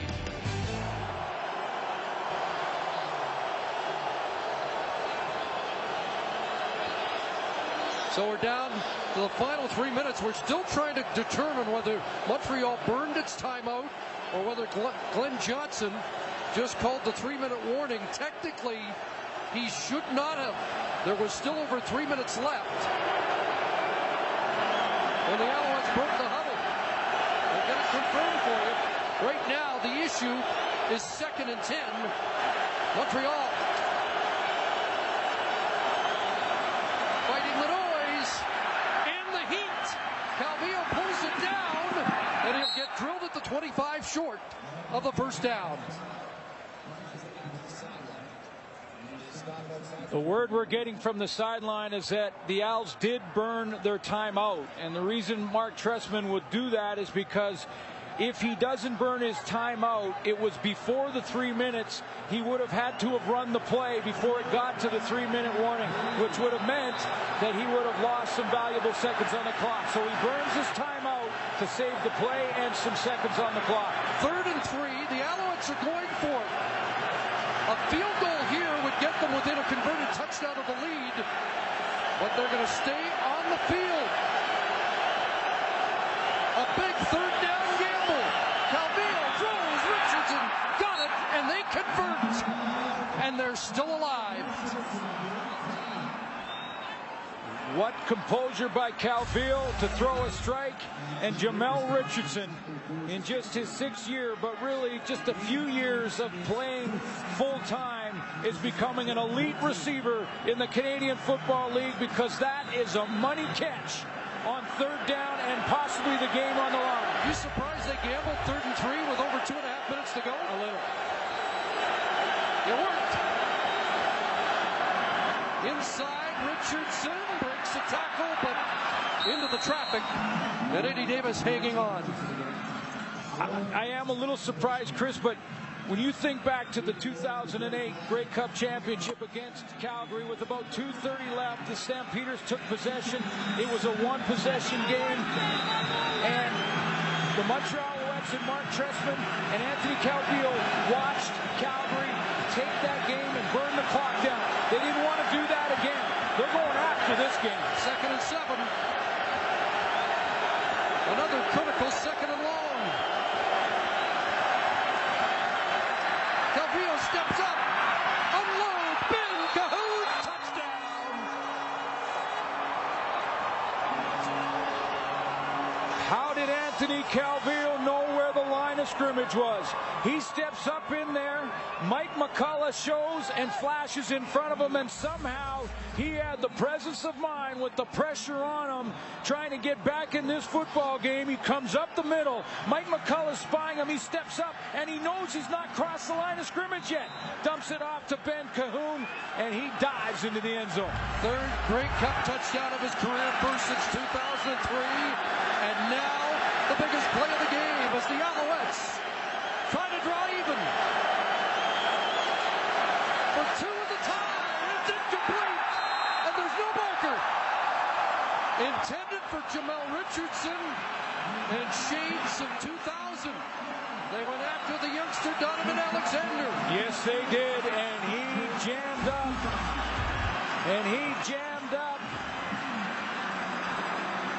Jamel Richardson at the point of attack. Watch how Richardson tried to get inside position, and Donovan Alexander jams him.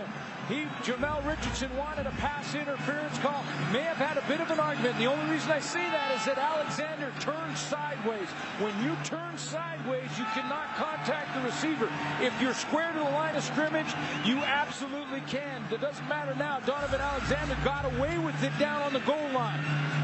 Calvillo wanted to throw the quick slant to the right. Richardson tries to get inside position. Alexander denies it. See, if you see that contact made with the ball in the air, that's why Richardson wanted the flag, and he got away with one. The former Alouette you mentioned yesterday, I'm familiar with Anthony Calvillo. I know their receivers, and obviously they wanted to work on an old teammate. And Donovan Alexander's just made one of the biggest plays, and it may be one of the most talked about plays in this game. And you could tell by the look at his face, he got away with one there. Big kickoff, and Armstead has to flag it down back at his goal line. Can he give them any breathing room? Well, he's out beyond the 15.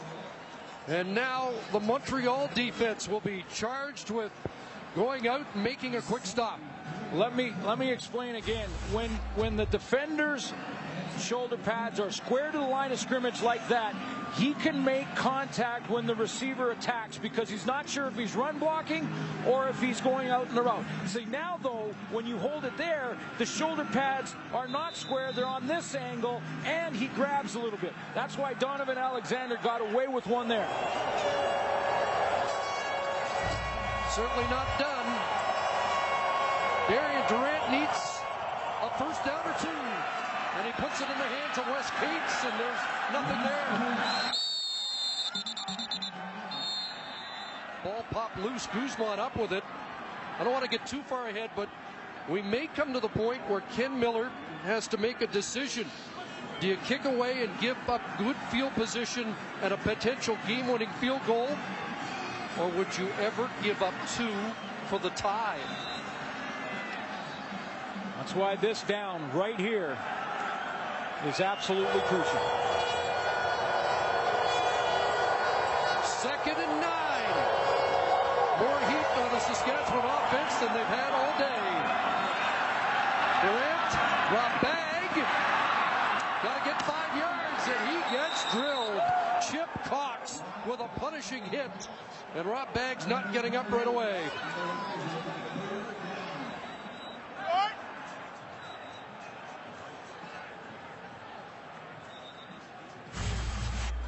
Rob Bagg came out of the backfield. He goes to the right of that bunch formation. He gets the ball in the flat. Now he is held up there and hit hard by Chip Cox. And now you're right. Ken Miller has got to make a tough decision, but I'd be surprised he doesn't kick this football away. What a hit.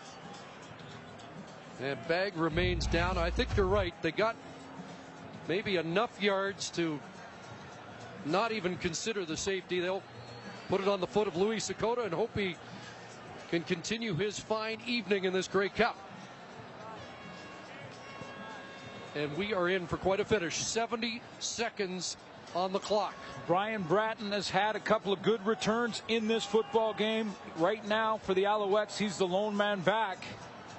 This gives both teams time to get ready, and you can see it looks like a shoulder issue or possibly collarbone for Rob Bagg. Saskatchewan Roughriders in this Grey Cup championship without their #1 receiver in Weston Dressler, who was injured mid-season. I believe it was Billy Parker, Chris, that held up Rob Bagg. And when he held him up, Chip Cox had a free shot.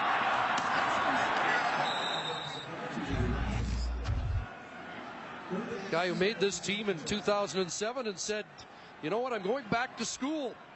And he ended up watching the Grey Cup game in 2007 as a guy who turned down the opportunity to be on the team. And he said, I have no regrets.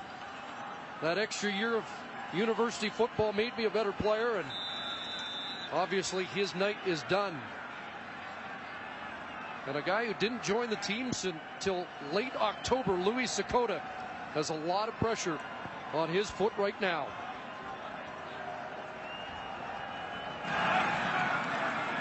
Letting the clock run down as much as they can. 1 second left. They'll use their timeout. Timeout, Saskatchewan. So Anthony Calvillo will have about 40 seconds to work with to cap the comeback. And Anthony Calvillo has broken a Grey Cup record for all-time TD passes in Grey Cup. 9 for Calvillo. And he just needs field goal range. Depending on what Brian Bratton gets here, where this punt ends up. This team trailed by 14 at the half.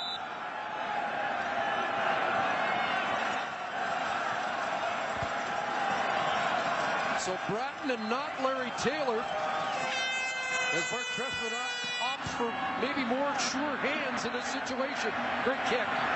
41, and Bratton drops it. And the Alouettes get on it, but they lose 10. Etienne Boulay saves the day for the Alouettes.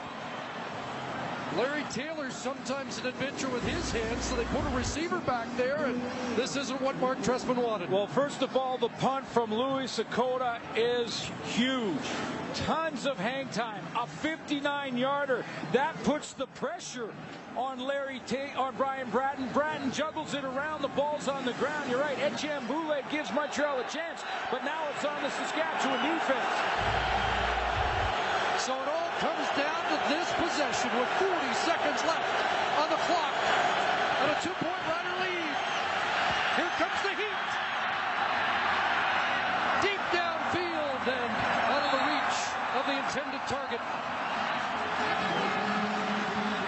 And again, the pressure getting to Calvillo and forcing him to throw it basically away. Yeah, and it was Ray Williams who ends up coming up the middle from the linebacking core. He's going to flush Calvillo out of there. He's got time initially. There comes the middle linebacker who's put together a tremendous Grey Cup so far. 2 more downs. Montreal's got to move the chains. 31 seconds left. Now the 13th man will try and take over. Second and 10. Cool to Richardson. Midfield. 24 seconds left, and they're at the 54 of the Rough Riders. Jamel Richardson coming across the middle. All kinds of coverage because the Saskatchewan Rough Riders had rushed just 3 and dropped 9. Remember, they used their timeout right before the 3-minute warning. Clock running. Still out of field goal range. Anybody open? And that ball skipped, I believe. Yes, incomplete. Bratton gets up and says challenge it. Of course, you can't challenge in the last 3 minutes. Jake Ireland may take a look.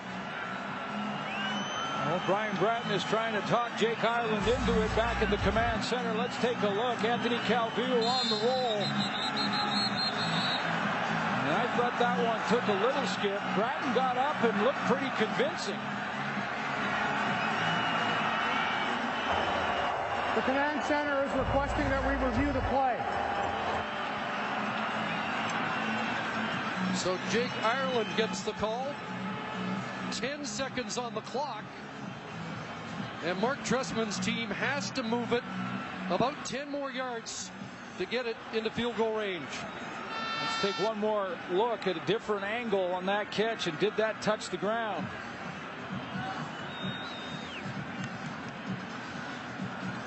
It was ruled incomplete, which means they have to see evidence to overturn this. If he catches it, they are on the 40-yard line if they overturn the call. And if they do overturn it, they are in field goal range. Exactly.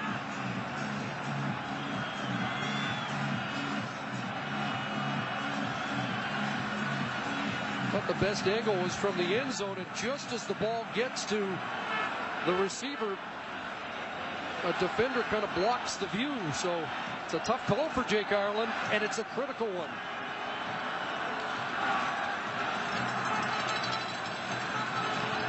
If the ruling stands, Anthony Calvillo has 10 seconds and needs about 10 yards. I talked to Damon Duvall before the game about his range. He said comfortable 52. He would be obviously pushed to 55 or 60 if he had to. But he felt comfortable at 52. Now, he has not had a good game punting the ball. You wonder how much that weighs on him. The wind has buried here today. It would be at his back, it would appear. So Jake Ireland continues to deliberate. Remember, it has to be conclusive for him to overturn. Have we seen anything conclusive here? We're going to blow it up for you. And does this tell you?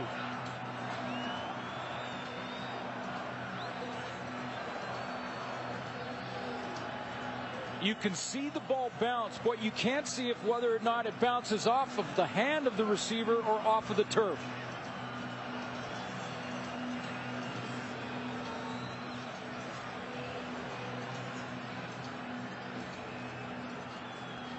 They're going to jog it back again, and sometimes you can tell by the pellets on the turf, but again. After review, the ruling on the field stands. The pass was incomplete. And I think it stands because there wasn't enough evidence. It was just too difficult to be able to determine whether or not it was Bratton's hand underneath her arm or whether or not it was the ball skipping off the turf. So again, they've got time for one more play to get it into Duval range.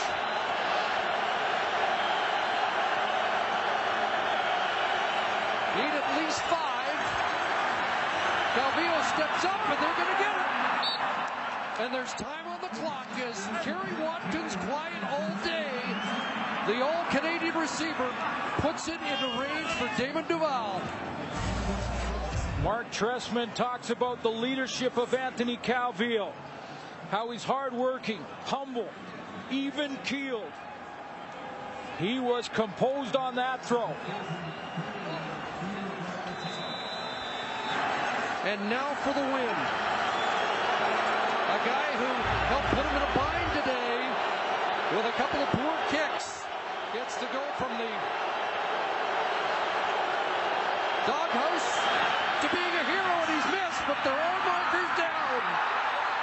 Penalty markers down all over the field.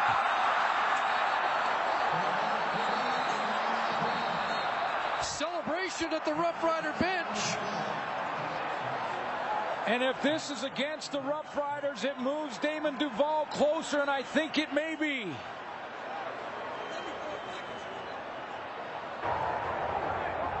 Illegal substitution. Too many men on the field. Saskatchewan. Oh, my. That's a 10-yard penalty. We'll repeat. First down. Paul LaPolice cannot believe it. And neither can, I'm sure, an entire province. Looked like somebody ran on late into the end zone.